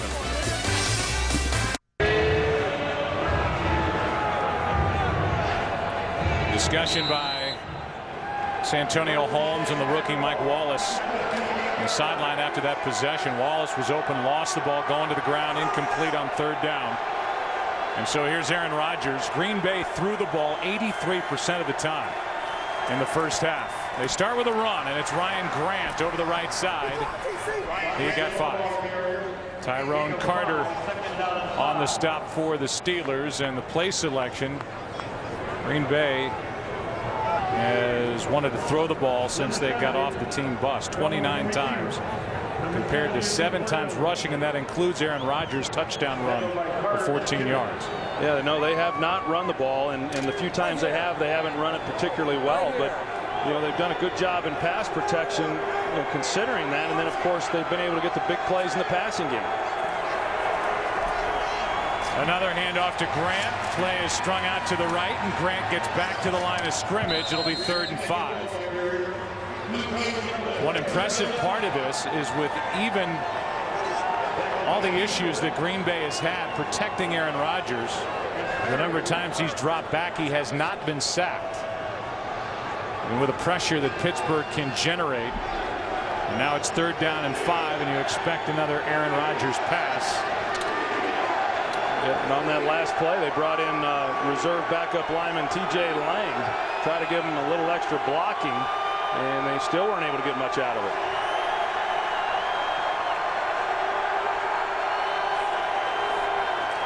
On 3rd down, Rodgers throws low and incomplete.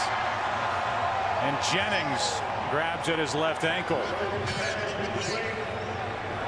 It'll be 4th down, and Jennings needs help from Driver to get up.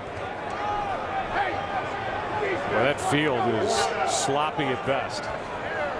We talked about the health of the Packers coming into this game. They've got a few guys that are banged up along that defensive front, but they got their line healthy, and overall for this time of year they're in pretty good shape. But Nick Barnett went down, and then Jennings there.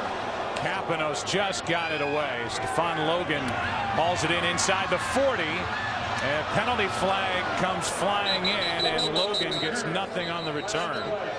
Saw Chad Clifton come out banged up after that last third down play, and Andre Frazier almost blocked that punt as Capanos just did get it away, and the indication is the penalty is against Pittsburgh.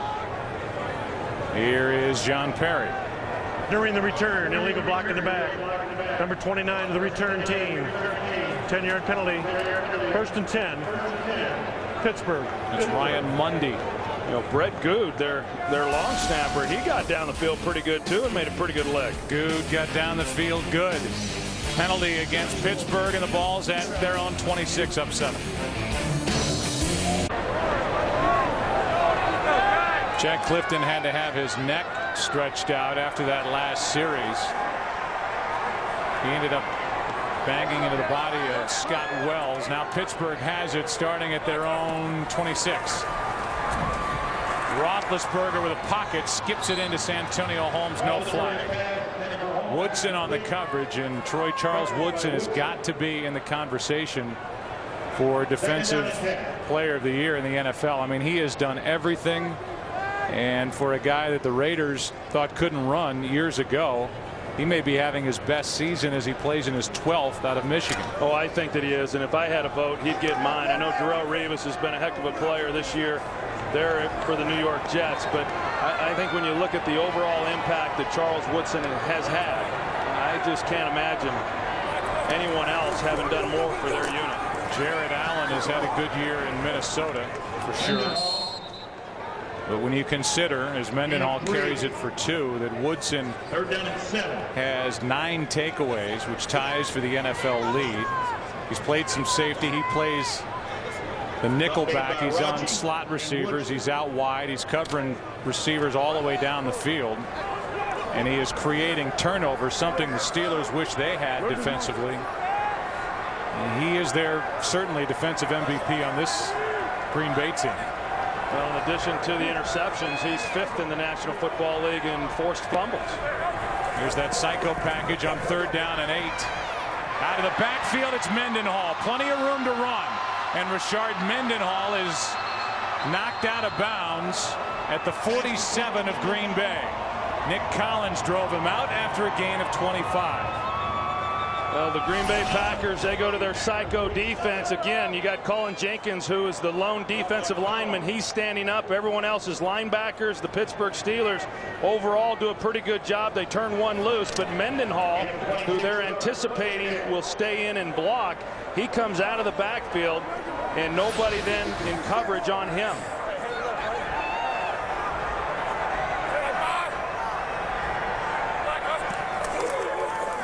Here's Willie Parker. His first carry of the day gets 9, and we go for a game break. Here's Kurt Menefee. Philadelphia and San Francisco, a win by the Eagles, and they are in the playoffs. San Francisco just trying to stay alive in the hunt. Josh Morgan with a 12-yard touchdown score from Alex Smith, and it's a touchdown difference, but Philly's still on top in the 3rd quarter. No Troy and Pam. Kurt told you the Philadelphia side. Meanwhile, for San Francisco, if they lose, Arizona wins the NFC West. They won today over Detroit. 2nd down and 1. Handoff is to Parker. Almost broke it. Willie Parker gets 9, and he almost had his first rushing touchdown of the season. He was 1 tackle away. Watch a job that Matt Spaeth does here, the tight end. He's the one who really allows them to get the hole. You got Hines Ward leading the way, but because of the block there, he creates the alley. The block on Brad Jones, the outside linebacker. And those are the types of blocks you have to have if you're going to run the ball to the tight end side. Bigby saved a touchdown with that leg tackle of Willie Parker. Why not stay with it? It doesn't work this time as Clay Matthews makes the play, a loss of 1. Packers defense compared to the season average in points allowed and total yards allowed. And we're only midway through the third quarter. Already 21 points against them and 317 total yards allowed. They're in this 5-game win streak. They've allowed only 14 points per game. Yeah, and only the second time in the last 10 games that the Packers have given up over 300 yards of total offense.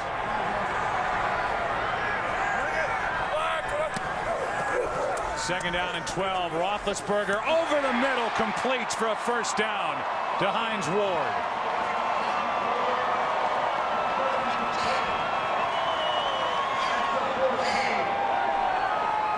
Well, they bring Tremont Williams off the corner and they play cover 2 in behind it, and you're going to have Charles Woodson, who's back there playing safety, and he's going to be the one who's going to try to make a play if in fact Ward had been able to catch that on the move.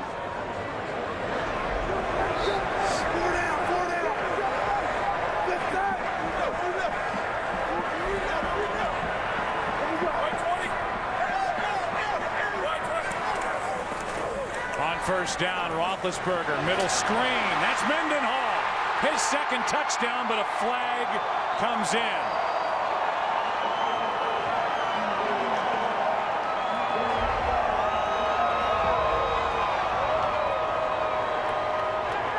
Pass interference. Number 83 offense. 10-yard penalty. Replay. First down.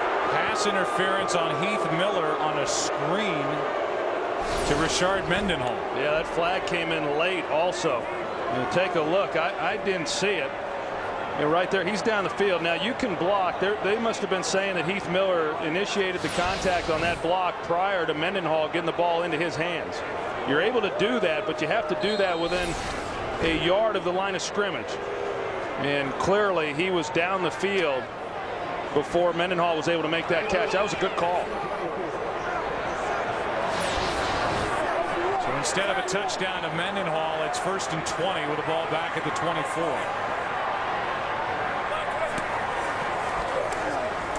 Handoff to Mendenhall, and the rookie Jones, who's really played well. A 7th-round pick out of Colorado. He played outside linebacker for the Buffaloes, and he took over after Campman, the 2-time Pro Bowler, went down against San Francisco midway through the season. And tell you, for a 7th-round pick and out of a rookie, the Green Bay Packers have gotten a lot out of Brad Jones. Well, they like his pass rushing ability, and I think it was a hard adjustment for Aaron Campman going from outside defensive end to outside linebacker. I think Brad Jones gives them a little more athleticism now that he's on the field. Second down and 18. Roethlisberger gets away from Cullen Jenkins and now takes a sack. There's the good of Ben Roethlisberger, and then there's the bad, and that was the bad as he hung on forever, and that fires up Kevin Green, a longtime Steeler. A sack for Brad Jones. And it doesn't take much to fire up Kevin Green, I'll promise you. And, right about here is where Roethlisberger's got to understand, I got to get it out of my hand. And, Bruce Arians the other day was talking about the offensive line and the criticism that they've taken with all the sacks that have been given up. And coming into this game, he felt that the offensive line was only responsible for about half of them. And you can only hold up for so long before the quarterback has to unload it. Just get it away before the play clock expires. Mwelde Moore on a screen takes it to the 20 and just inside to the 19-yard line, and all they did was make it easier for the place kicker Jeff Reed on 3rd and forever. Yeah, that was a good call, because the sack, then that was going to be an awfully tough field goal attempt from that range, about 46, 47 yards from where they were. So they come to Mwelde Moore with a screen and make this a much more manageable field goal attempt. Roethlisberger now over 300 yards in this game, and a 37-yard try for Jeff Reed. This is the tougher end for field goals, the opened end here at Heinz Field.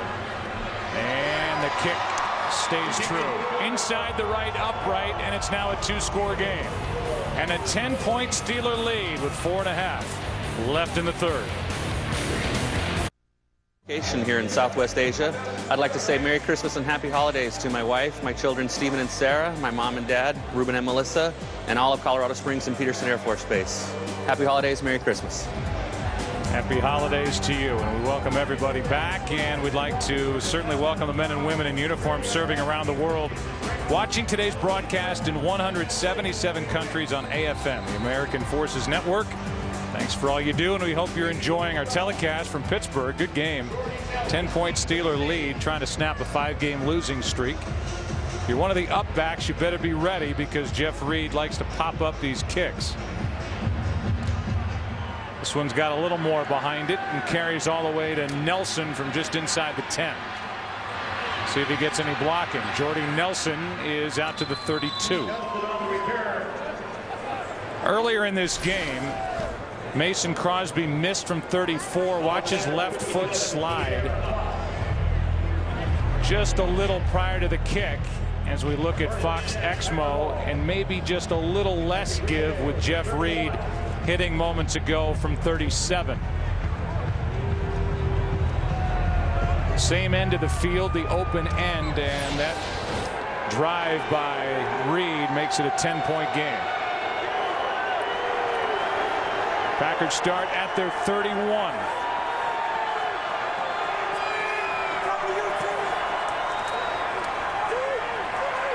Rodgers, and now Finley slips, makes the catch as he's seated, and then gets turned over by Lawrence Timmons. I don't know how you get up from something like that. That was a lot of work for a 1-yard gain.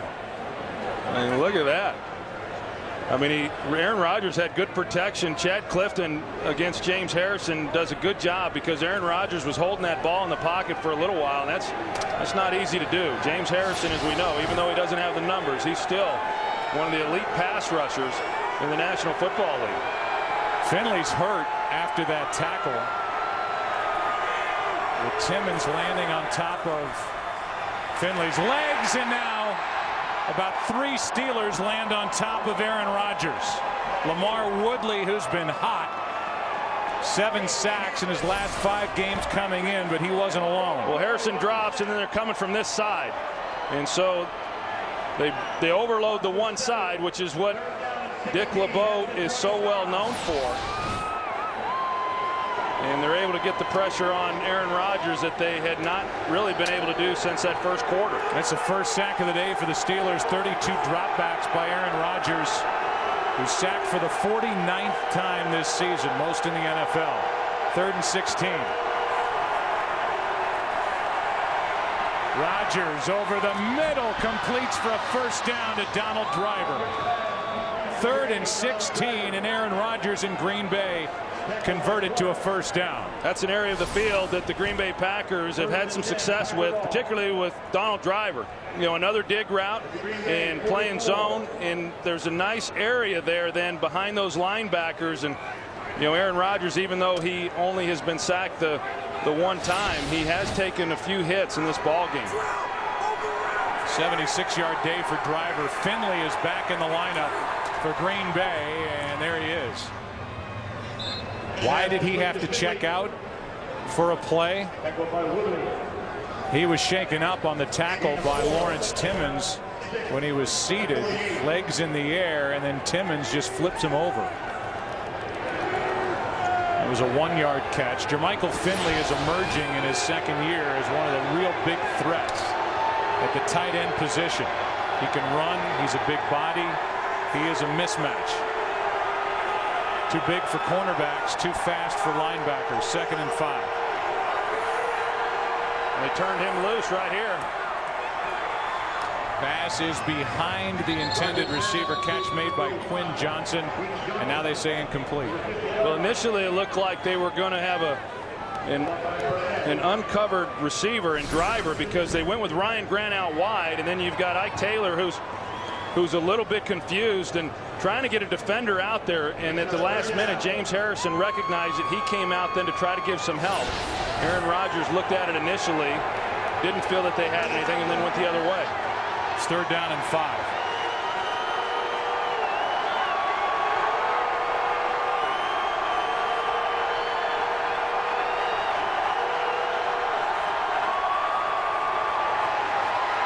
Rodgers steps up and completes to Jennings.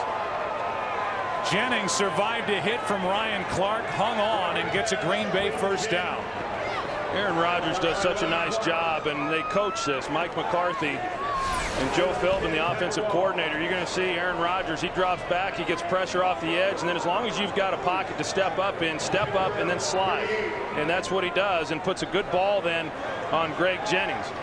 Chad Clifton, he's had his hands full, whether it be James Harrison. This time he's got James Ferrier. And he's clutching that right arm, but tough duty on those left tackles. On first down, pass to Finley. And Finley is wrestled to the ground by the rookie Joe Burnett. It's a first down for Green Bay. That time they split Finley out wide to the right. Well, you talked about him and all the different things that they can do with Jermichael Finley, and he has created some real problems for defensive units. He's doing all the things right now that they anticipated he would be doing a year ago when they drafted him out of the University of Texas. We talked about Rashard Mendenhall and his maturation in his second year. Well, the same things have happened for Jermichael Finley and the Green Bay Packers. Now Ryan Grant is split out wide to the bottom of your screen. And Rodgers hangs in, nearly picked off by James Harrison. Intended for Jennings. It's 2nd and 10, and Rodgers was tough on that throw because he was going to get hit. Yeah, he felt that one. He felt it on his front side from Lawrence Timmons, and actually a pretty good throw. That was a heck of a play there by James Harrison, being able to lay out and get his hands on that ball. 2nd down and 10.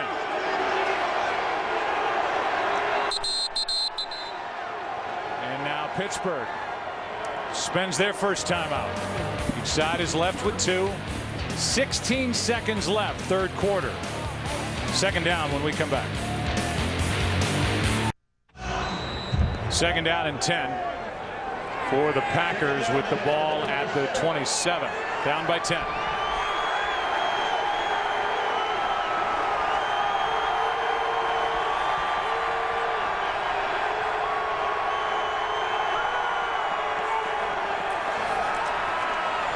Rodgers has good protection in front of him, but nowhere to go.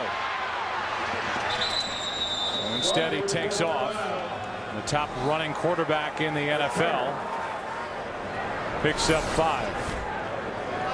Hey, you go back and take a look at that slant route that we saw earlier, the play that Harrison made, and Harrison might have got his hand there on Greg Jennings, and Greg Jennings was looking for the pass interference call, pleading his case here, with the officials as well as with James Harrison. I don't think James Harrison is playing too much, and the other thing is you're not going to get that call when you're smiling like what Greg Jennings is.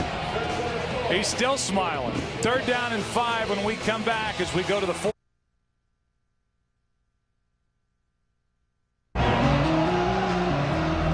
-27-degree night. Chilly on December 20th. 3rd down and 5 for Green Bay. Well inside field goal range for Mason Crosby, who has missed 1 in this game. He is 0 for 1 and struggling, now working with a new holder. Packers have loftier ambitions of trying to convert and get a touchdown as they trail by 10.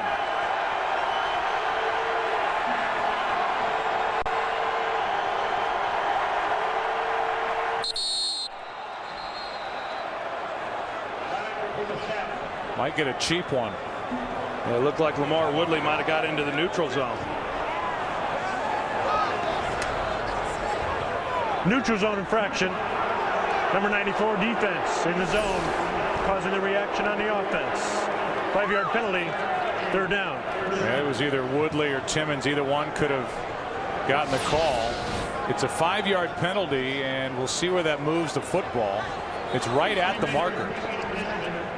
Yeah, the Green Bay Packers now are asking for a measurement. That's a big 5-yard penalty. I mean, a lot of things now at their disposal, even if this is not a first down. A good job there by Aaron Rodgers coming up and trying to use hard count. And you really have to then trust that those offensive linemen are going to hang in there if you do that. I mean, going from 3rd and 5 to potentially 3rd and 10 if you draw your own guys off sides. But he was able to get the defense. See how good our line is. Pretty good. Good enough. It's short. This will be the 10th play of the drive. Aaron Rodgers has already converted on a 3rd and 16 and a 3rd and 5. This will be 3rd and inches. Yeah, I mean, Green Bay has been awfully good on 3rd down. I mean, they've been good all season long. But they have been good again in this ball game, and that's an area defensively for Pittsburgh. And we talked about some of the big plays that they have given up, and they've given up more big plays in this one. But this year, they have not been good on 3rd down.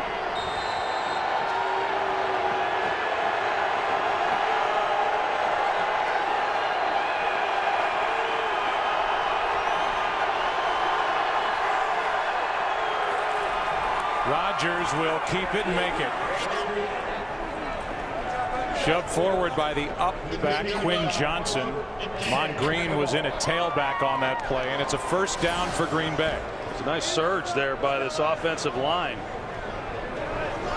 Aaron Rodgers made that easily. Of course, he got a little help there from Quinn Johnson, his fullback, getting in behind him and making sure the pile went forward.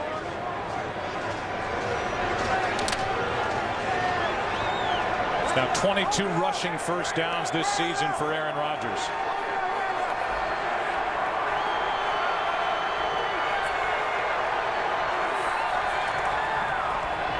Rodgers throws and completes. That's Donald Lee. 5-yard gain. You know, it's interesting. We've seen the Green Bay Packers go to a lot of empty set formations with Aaron Rodgers in the gun, and every time they've done it, I've only seen Pittsburgh bring 4 rushers. And I think that's why they continue to do it, because we've seen what's happened when the Green Bay Packers have gotten their people down inside, and they're bringing those linebacker blitzes, but they go to the empty set, spread them out, and the Steelers have not blitzed out of that formation. 2nd down and 5. Rodgers over the middle. Pass is broken up. And a good play on Donald Driver by Deshae Townsend. 3rd down and 5. Yeah, that was a good play. Again, they go empty set, a 4-man rush, and just good position there by Deshae Townsend. I mean, there was really nowhere that Aaron Rodgers could put that ball to give Donald Driver a chance to make the play. So another 3rd down.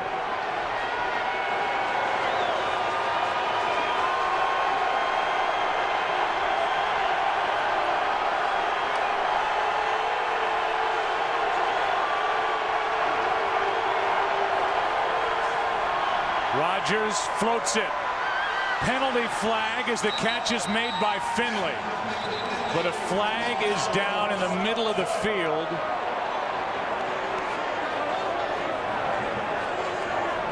Packers say it's against Pittsburgh. Is it a touchdown for Finley? Thrown.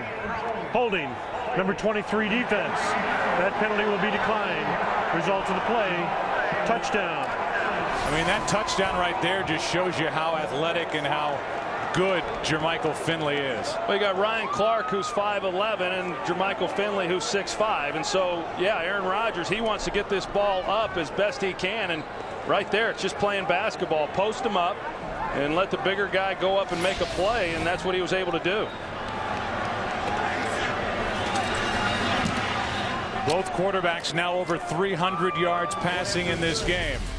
Jermichael Finley has his 4th touchdown reception of the season. And the Packers now are. Combination is really becoming something for Green Bay. Jermichael Finley been thrown to 7 times in this game. He has 6 catches. 28 catches over his last 5 games. Now 4 touchdown receptions, and the Packers were 4 for 4 on 3rd down, including the touchdown throw to Finley during that drive. Well, this game has turned out to be a real shootout between these 2 quarterbacks. 2 top 5 defenses coming in. Stephon Logan on the return. Logan breaks loose. Crosses the 30, and he's out to the 37.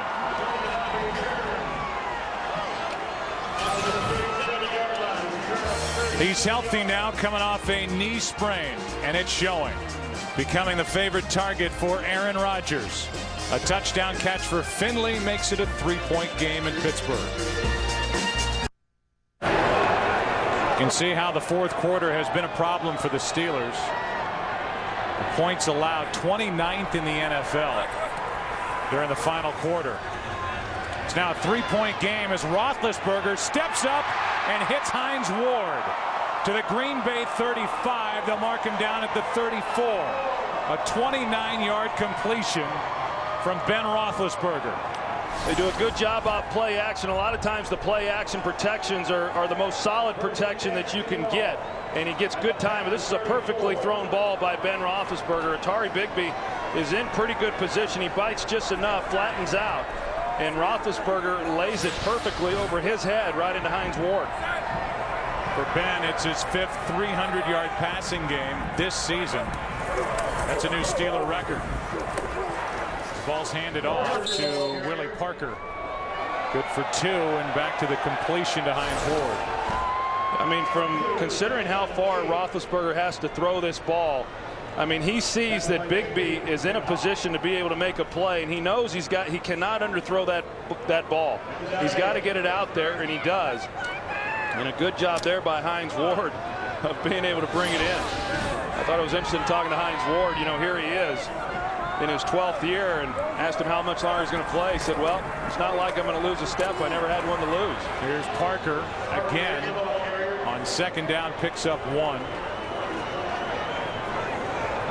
Hines Ward, who's been playing with a strained hamstring, is over 1,000 yards for the season, so that means that both he and Santonio Holmes, his teammates, are over 1,000 yards. Pretty good. You know, he said that growing up that Michael Irvin was his favorite receiver, and he's always kind of compared his career to the numbers of Michael Irvin, and he's there, and you know, he felt pretty good about that, knowing what Michael was able to go on and accomplish. A Hall of Famer Michael Irvin, and now that psycho package.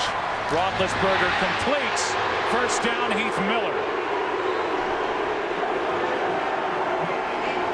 12-yard completion to the Pittsburgh tight end. You know, they've had A.J. Hawk locked up on Heath Miller a few times. And it's just hard duty. It's hard on it's hard on anyone who's trying to cover Heath Miller. We haven't had seen too many guys have much success in doing that. But Heath Miller is able to turn around a big body, and then Roethlisberger puts it right on him. 1st down at the Green Bay 18.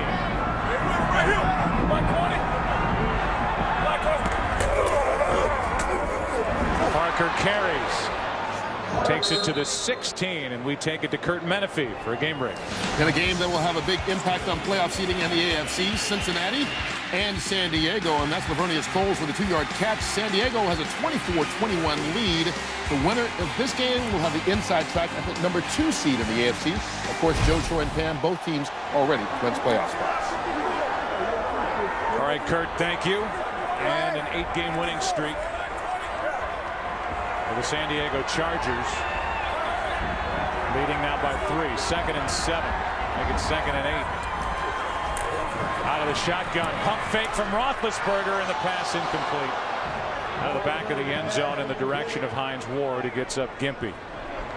3rd down and 8.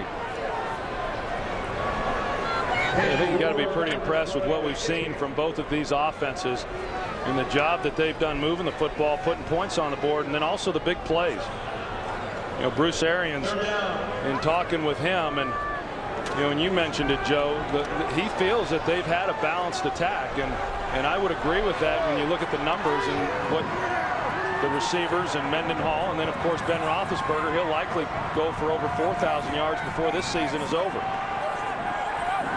Big 3rd down here for the Steelers as Roethlisberger throws it out of the back of the end zone. And so Green Bay's defense holds. And a field goal attempt coming up from Reed, and the best he can do is make it a 6-point game. Well, they had a shot there to Hines Ward. I'm not sure exactly what happened.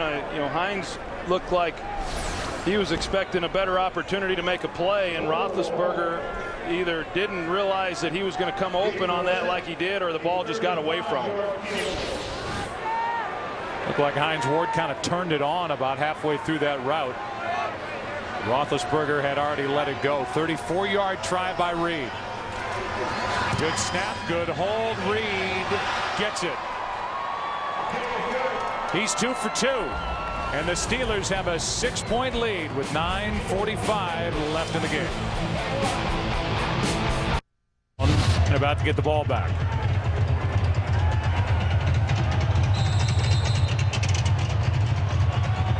Big day for Ben Roethlisberger.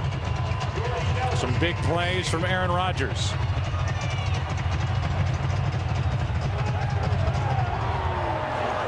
And a short kick taken by Bishop, the backup linebacker, and Green Bay will start at their own 38. Good starting field position for the Packers, down by 6. And we welcome you inside the booth. I'm Joe, that's Troy, and another look at this Green Bay offense, which has been so good during this 5-game winning streak, and now trying to move the ball again on the Pittsburgh Steelers. Yeah, well, I think both offenses have been outstanding. I think both quarterbacks are playing great. Aaron Rodgers doing a nice job. Numbers could be better than what they are if he had been able to get some of those balls caught. But Ben Roethlisberger is having himself an outstanding game here tonight. 346 yards, 2 touchdowns, no interceptions. Rodgers has been sacked only once, throws behind Jermichael Finley, who makes the catch. His 7th of the game, and a gain of 5. I'll tell you, that didn't look like much, you know, a gain of 5 yards, but that was a pretty athletic catch there by Jermichael Finley. We've been talking about him and all the things that he's able to do, his versatility. But a ball that was thrown behind him, and he makes a nice move in order to get behind that and make a play. Yardage-wise, Jennings has the most. Catches-wise, Finley leads this team with 7.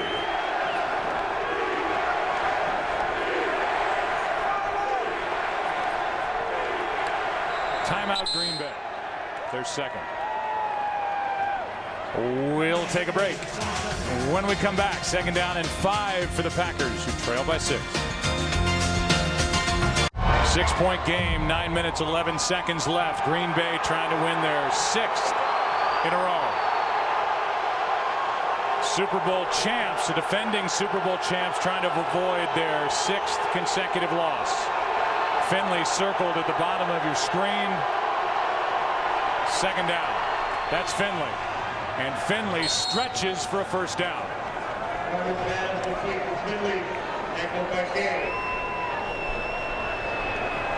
First and 10. We welcome in a new audience in a matchup of the number 4 overall defense against the number 2 overall defense. Steelers have lost 5 in a row. Packers have won 5 in a row. It's been a shootout. Both quarterbacks over 300 yards passing. Green Bay down by 6. On 1st down, Rodgers throws. Jordy Nelson. Nice adjustment and a good throw from Aaron Rodgers in front of William Gay. 27 yards and a Green Bay 1st down. We've seen the Packers operate almost exclusively here out of the empty set with Aaron Rodgers in the shotgun. Now they got William Gay here, a ball that was well thrown, and put it in the only place that he could really put it where Jordy Nelson had an opportunity, because Gay was actually in pretty good position defensively, but nice execution there. On the previous play, the Steelers finally blitzed that formation, and that's when they got the slant completion there to Jermichael Finley. Delayed handoff. That's Ryan Grant. Ryan Grant will scoot in for the touchdown.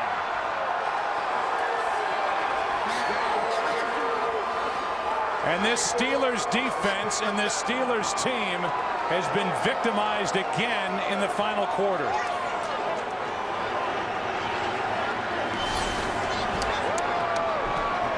Well, this time they go with a 2-back set. You see Ryan Grant in the I formation. Corey Hall leading the way as the fullback. Good blocking down the field by Jordy Nelson. One of the first times Ryan Grant has seen any daylight. I'll say. That gives Green Bay the lead. It's 28-27. The Fox box is going crazy. Ryan Grant, before that, 6 carries for 17 yards. and that one good for 24. And after the extra point, a Packer lead. Well, what a great job there by the Green Bay Packers.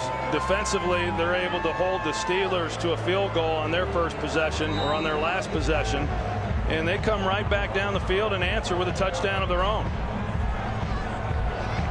And head coach Mike McCarthy, who is from Pittsburgh, grew up in the Greenfield area, is pumped up. 30 passes left for family and friends. He had a family dinner last night about 5 minutes from downtown Pittsburgh. And here he is bringing his red-hot Green Bay Packers into Pittsburgh. And the Packers have their first lead, 1 point, with 7:49 left in the game as the shootout continues. No defending Super Bowl champion has ever lost 6 straight the following season, and that's what's on the line here for the Steelers, along with a lot of pride,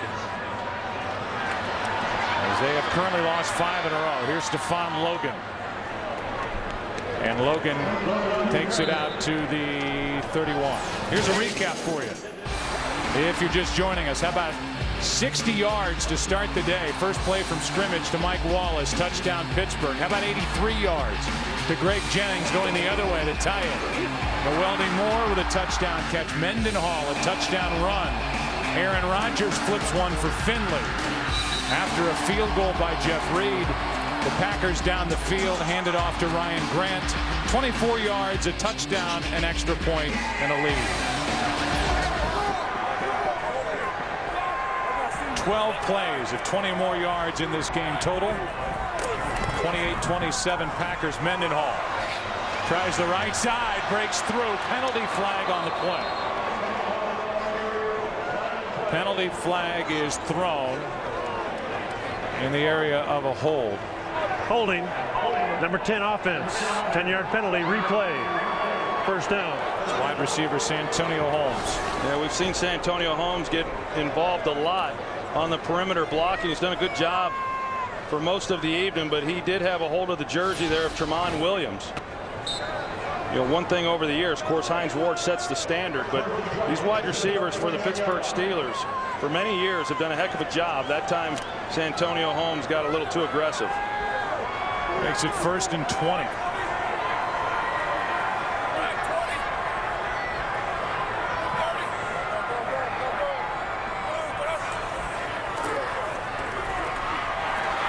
Roethlisberger comes underneath the Mendenhall, and he's got basically nowhere to go. First guy there, Tramon Williams. This January, Fox once again brings you the greatest week in college football, beginning on New Year's Day with the Allstate Sugar Bowl, the AT&T Cotton Bowl, the Tostitos Fiesta Bowl, and finally the Fedex Orange Bowl. The Bowl Bash begins New Year's Day on Fox in high def. There are the matchups as we look ahead to New Year's Day and beyond. It's 6.5 left. Steelers down 1.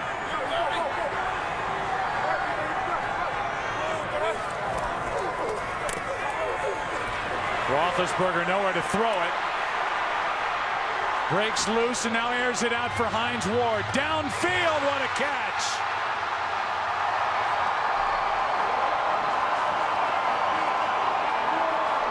Jared Bush is victimized again. 53 yards for Roethlisberger and Hines Ward. And this is why Bruce Arians doesn't talk to Roethlisberger about the sacks that he takes, because he's able to keep this play alive where a lot of guys would have already unloaded it. You see the maneuverability that he shows, and he had Hines Ward in behind Jared Bush, and he sees him late, gets as much on it as what he can. Jared Bush, I'll tell you, he made up ground because Roethlisberger could not get it out far enough. He just never turned to make a play on the ball. Play clock winding down. Play action from Roethlisberger. Over the middle, Heath Miller had a hand on him by A.J. Hawk, but no flag. And Roethlisberger can't believe it. And A.J. Hawk has seen enough of Heath Miller in this game. Yeah, I think so. I think this Green Bay defense has seen enough of Heath Miller in this game. And I think it was a good non-call. I mean, you saw that A.J. Hawk reached out, and I couldn't tell if he got a hold of him or not. It didn't look to me like he actually got a got a grab on him, but the way Heath Miller reacted, you sure thought that he might have.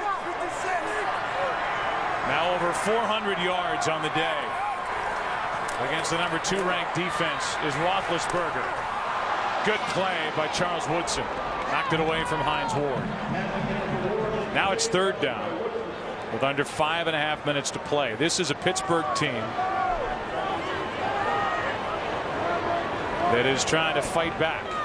Behind on the scoreboard for the first time in this game. Another new audience joins us. 3rd down and 10 for the Steelers, down by 1. 5:24 left.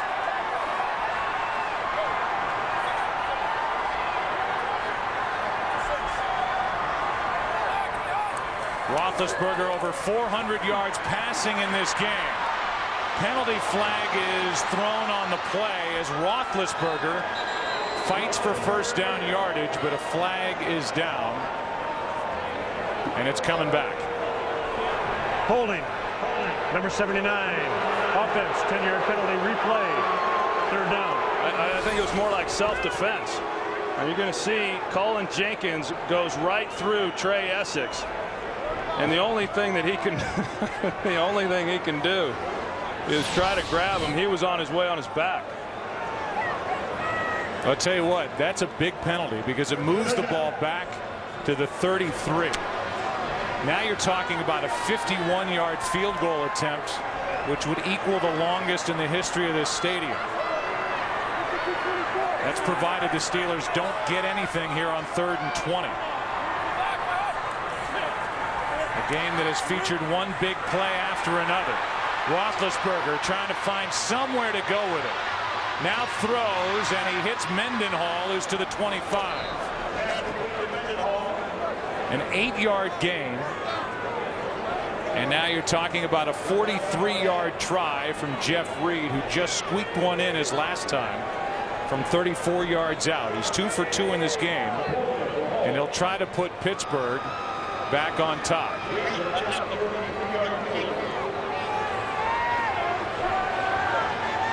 Sepulveda, the holder, clears out the area where he will place it for this try from Jeff Reed. Nothing is a given in this stadium. Tough place to kick. And the field goal is good. Steelers back on top by 2. The difference in this game is a 34-yard miss on the other end in the first half by the Packers kicker Mason Crosby, and there's the execution by the field goal unit for Pittsburgh.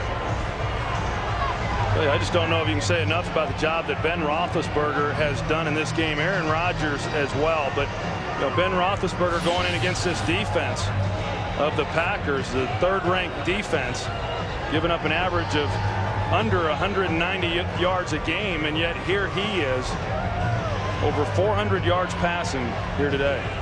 Career high is 433. So he's approaching that, and it brings up the bigger point. First of all, the Steelers, if you're just joining us, I know we keep saying this, but they've lost 5 straight. They've lost 7 on the season, and all 7 defeats have been by 8 points or less. And there have been some heartbreaking fourth-quarter leads lost during the course of this 5-game losing streak. 2 leads lost against the Raiders of all teams. 1 lost at Baltimore on a Sunday night.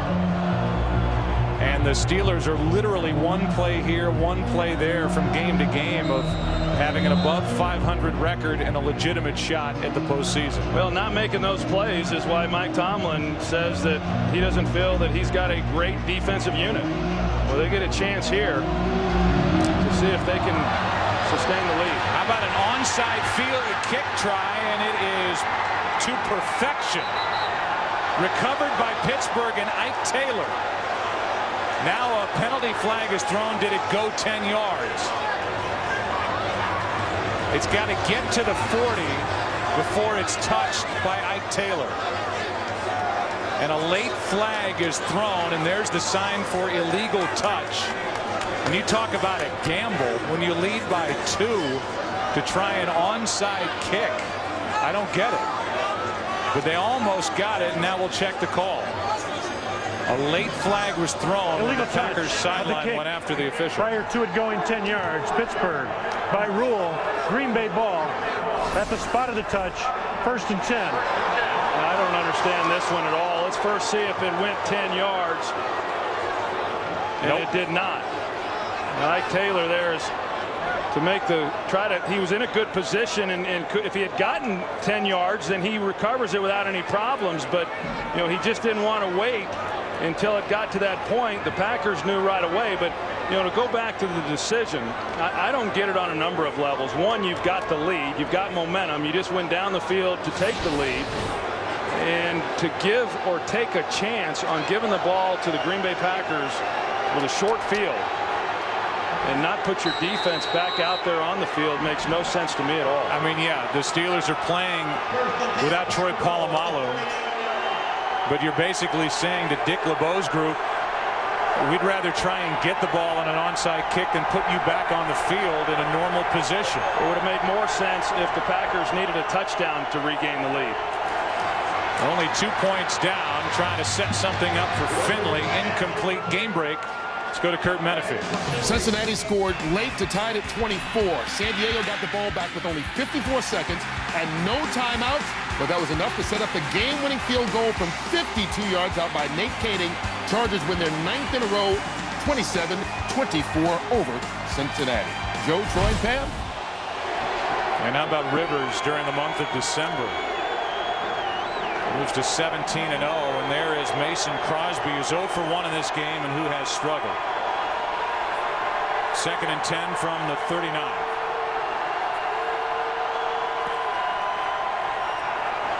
Pass complete to Jordy Nelson. Takes it just outside the 30. Crosby, who has missed from 34 in this game, has now missed in 4 straight games from inside 45 yards, and he's missed to this end of the field. As right now the Packers are inside field goal range at the moment. Green Bay left with only 1 timeout. I'm still trying to go back to Mike Tomlin's thinking on the onside kick. I say it would have made more sense. I don't think it made any sense regardless of what the score was with a lead. But if it meant that the Packers had to go down and get a touchdown, then at least you're saying our defense can hold up and keep them from getting in the end zone. But boy, you're giving them a lot of advantages when you give them a short field, and all they need to do is get the field goal to regain the lead. Mason Crosby missed from 34. Here it is. Back in the first half. Pushed it, and he's talked about this, not finishing his kicks. And he's kind of gone back to his fundamentals about driving through the ball and getting to the other side like a golfer. Finishing on his left side, and there again, he hung one out to the right, didn't get through it, and so he is not a confident kicker. As right now, the Packers are on the edge of his range in a spot that's tough to kick, open end of this field. Right now, you're talking about a 49-yard trot. And you talk about, when you start working with mechanics and fundamentals, you're working on those things during the course of the week. And then you're just hoping that when you get into the game that you can continue to execute the way that you did in practice. And boy, when you're struggling, it is hard. It is hard to block out the negatives. All that's a long way of saying this is a big 3rd and 1 for Green Bay.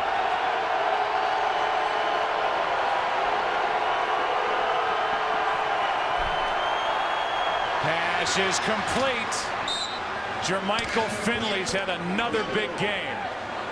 Down to the 20-yard line, a completion of 10 yards, and now Green Bay can start to work some of the clock. And that's what they're going to want to do. And Jermichael Finley actually does a good job after he catches that ball. He immediately secures it. He was expecting a collision right away. He might have been able to get a little more yardage had he been anticipating that he was going to have some space to run. But he protected the football, knowing he had the first down, and did not want to risk putting it on the ground. 9 catches for Finley, 74 yards. Green Bay's 5 of 6 on 3rd down this half. Ryan Grant, what a good play by Casey Hampton. Good play by Casey Hampton. Aaron Rodgers, I don't know if he got stepped on or just got tripped up, but that was almost a disaster there in the backfield. Now timeouts taken by Pittsburgh. See how Aaron Rodgers came out awkwardly, but yet was, fortunately for the Packers, able to still make the exchange. We talked about it. Now we'll give you a look at it. Pittsburgh's lost 5 games this season in the final 15 seconds of regulation or in overtime. Week 2, Robbie Gould with 15 seconds left. Andre Caldwell, week 3, touchdown catch. Ryan Suckup, a field goal in overtime. Billy Cundiff, a field goal in overtime in the Ravens game. And then Lewis Murphy, a touchdown catch as the Steelers blew 2 fourth-quarter leads in a home loss to the Oakland Raiders. But here, Mike Tomlin, if the Steelers lose this game, will walk out of here having to explain that onside kick try after his club had just taken a 2-point lead. 2nd and 14. Blitz. Packers pick it up. James Jones incomplete.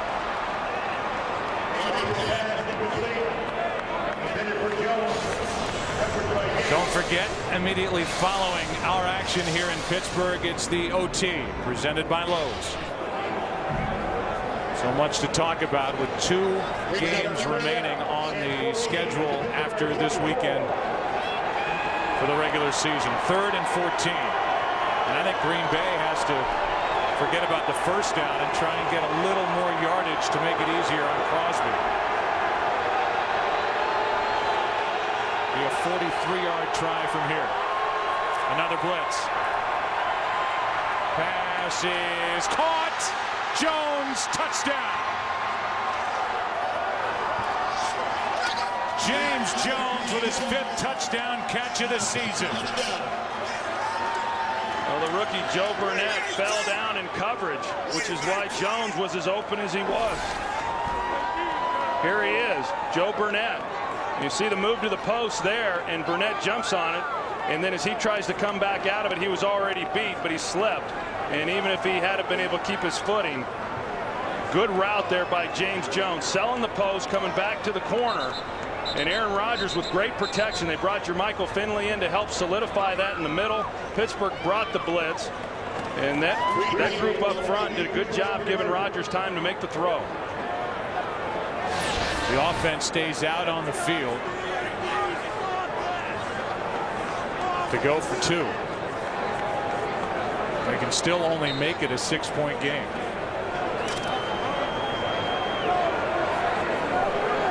Well, why not?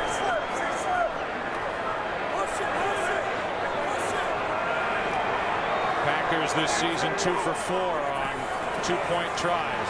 They've gone to Jennings twice. This one is complete to Jackson. And it's a 36-30 score. And now if the Steelers get into the end zone, everything would be riding on an extra point.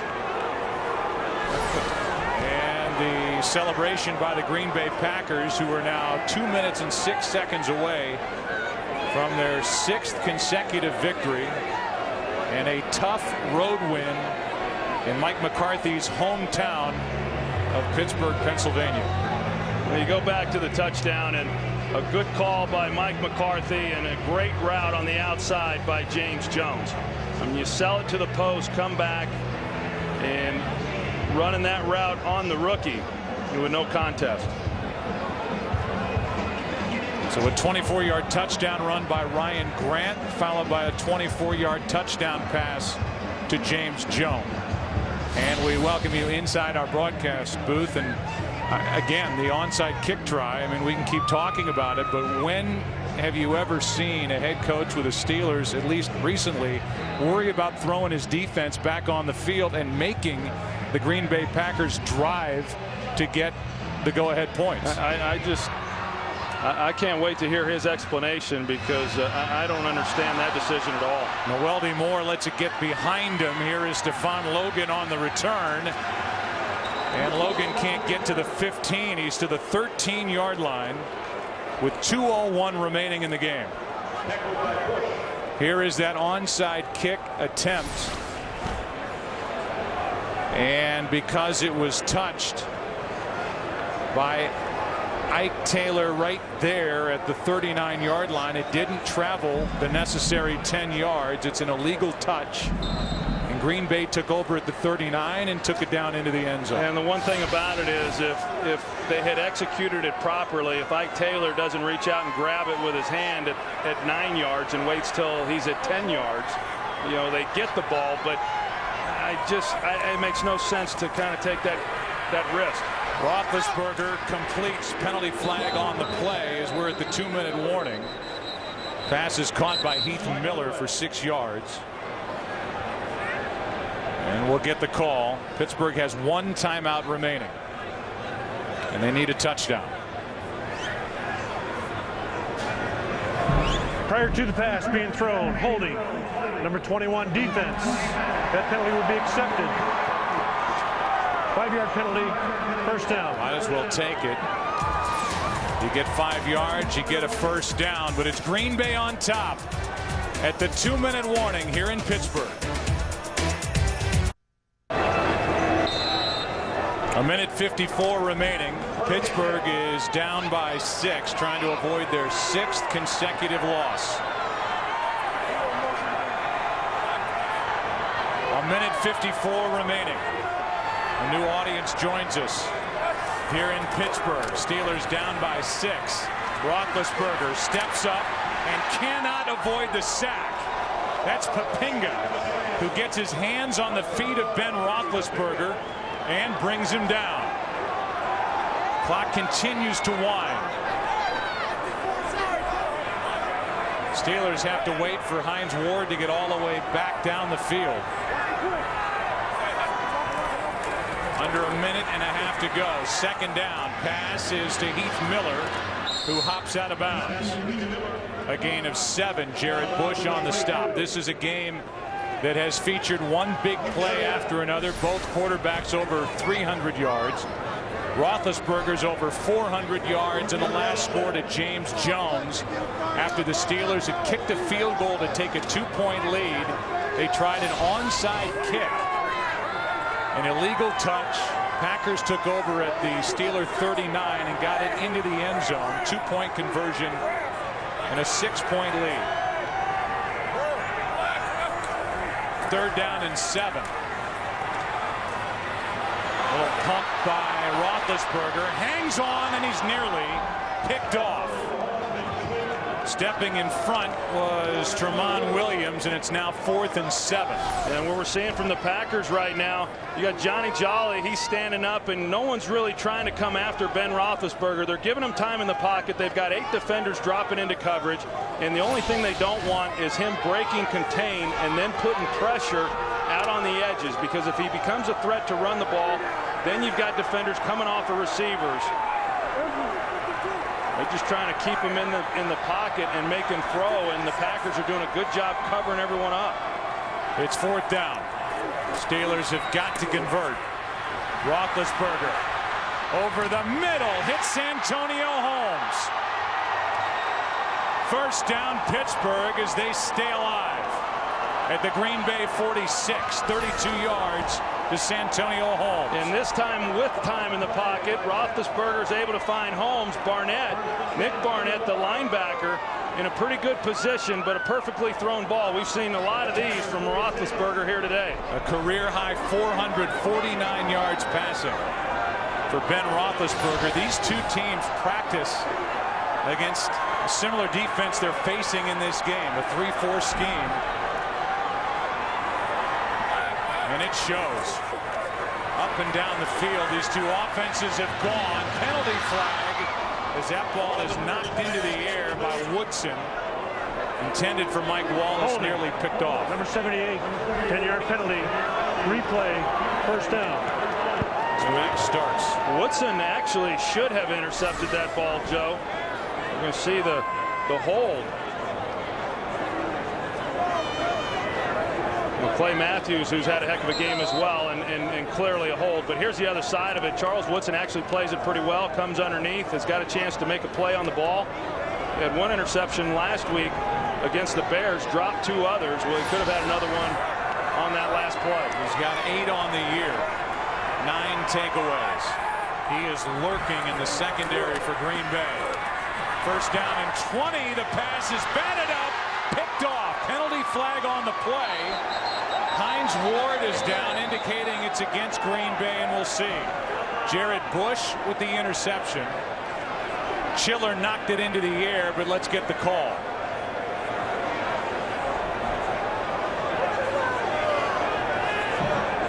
Referee is John Perry. Prior to the pass being thrown, illegal contact, number 54, defense. 5-yard penalty from the previous spot. Automatic first down, Pittsburgh. So another penalty, Troy, on Brandon Chiller. Yep, he's the nickel linebacker, and he comes out and knocks Hines Ward down. And he's also the one who's then able to get a hand on the ball, which led to the interception, but a good call there by the officials. You got McCarthy trying to say the ball was tipped. It wasn't tipped until after Chiller had knocked Ward onto the ground. Pittsburgh has one timeout left, 51 seconds. Have to get it into the end zone. Roethlisberger avoids the sack and throws it away. Second down and 10 with 43 seconds remaining. The OT presented by Lowe's immediately after the action here in Pittsburgh. Two streaks on the line. Mike Tomlin's defending Super Bowl champs trying to avoid their 6th consecutive loss. Ben Roethlisberger, his quarterback, has set a new career high with 449 yards passing.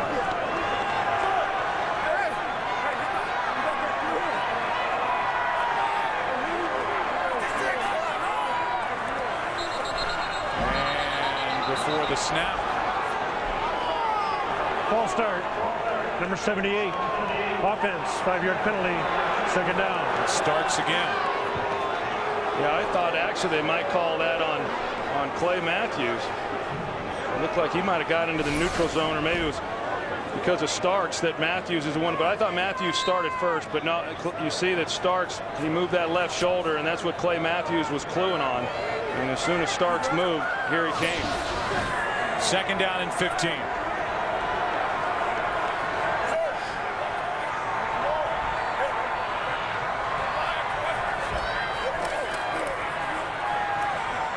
Over the middle, pass incomplete for Hines Ward, and it's Charles Woodson who was there defending and ended up on his stomach and on the grass. 39 seconds left, and it's third down. I think Roethlisberger was expecting a little bit more there on the route because they had a chance. There was a nice seam in there behind Charles Woodson. Safety was cheating over the other way, and a nice lane, and Hines went inside. Well, there was a lot of contact from Charles Woodson. And Charles Woodson's been called several times, and he got away with one on that play. Third down and 15.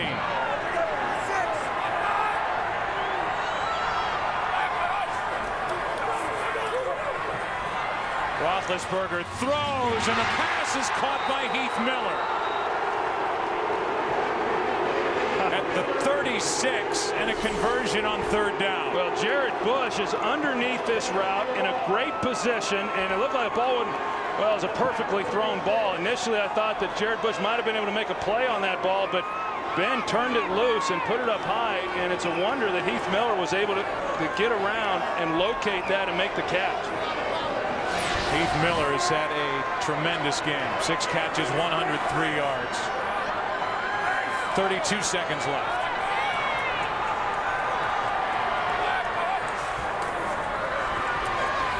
Jenkins coming and gets the sack. A penalty flag comes in. Colin Jenkins got there, but a flag thrown on the play.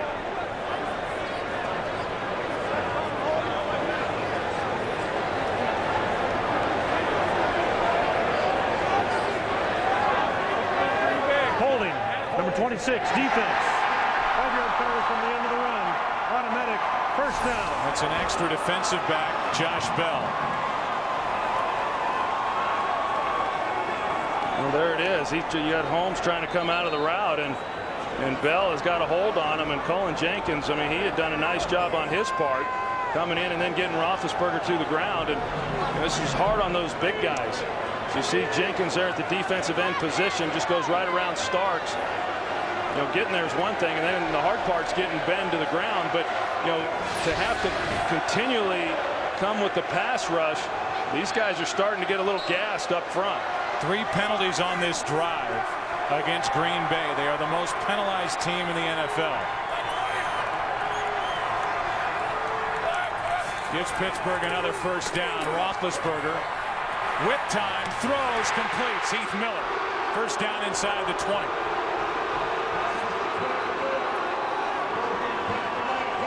And Pittsburgh will use their final timeout. 18 seconds left. And Mike McCarthy will talk to Nick Barnett, his middle linebacker, after the completion for another first down. That's Charles Woodson. They're basically playing a 3 deep. It's actually 2 deep with Charles Woodson then playing deep middle. And you wonder why they're able to get this completion. It's a 3-man rush, and so Roethlisberger has some time, and then it's just a matter of Heath Miller finding a hole within those zones. And Clay Matthews doing everything that he can, but because of the timeout, they were able to work the middle of the field. And now they're in a great position to take shots into the end zone. Now for Ben Roethlisberger, a franchise record 484 yards passing against the Packers, a team that came in number 3 defending the pass this season. 18 seconds left, no timeouts.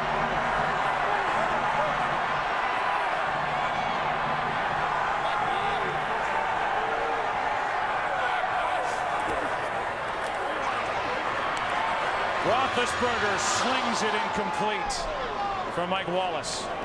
That would have been interesting, because if Mike Wallace catches that ball, he likely does not get into the end zone.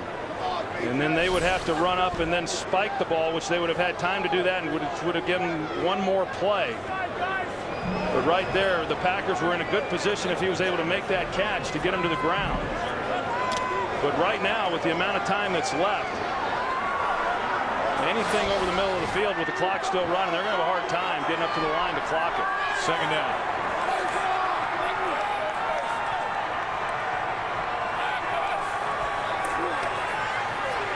Roethlisberger gets away from Cullen Jenkins. Buys time, throws out of the back of the end zone. And now 3 seconds remain. We're down to the final play. And Ben Roethlisberger, who has the biggest passing day of any quarterback in the league this season, 484 yards passing against Green Bay, will have one more try. And even that play right there, he thought he'd throw it in a position to give his guy and only his guy an opportunity to make the play. And it was just a ball that was a little too high, but this is it right here.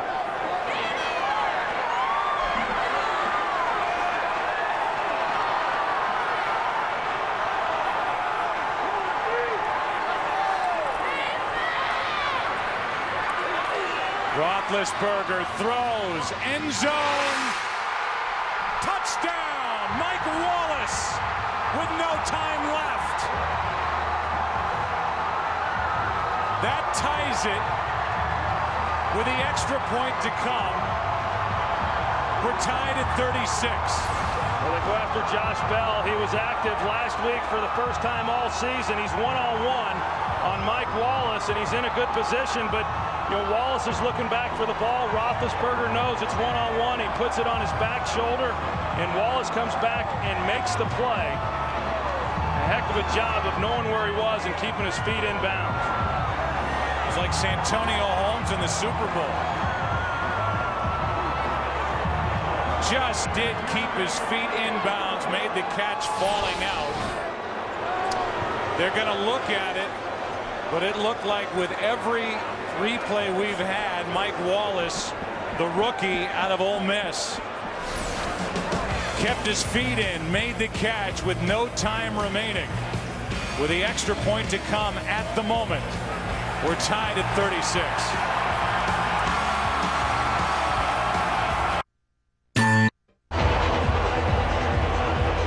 We're in a booth review. Every look confirms the touchdown, but we'll get the official call as you look at the effort by Mike Wallace.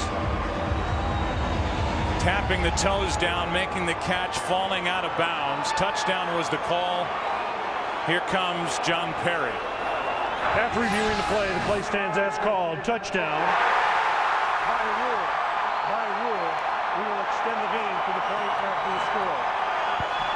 Because the Packers were good on the two-point try, it comes down to the extra point by Jeff Reed, who has not missed one this season.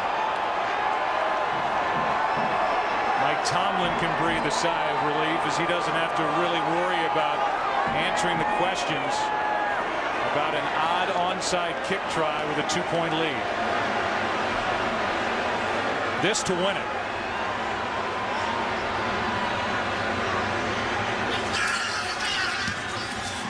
Steelers win. Their losing streak is over.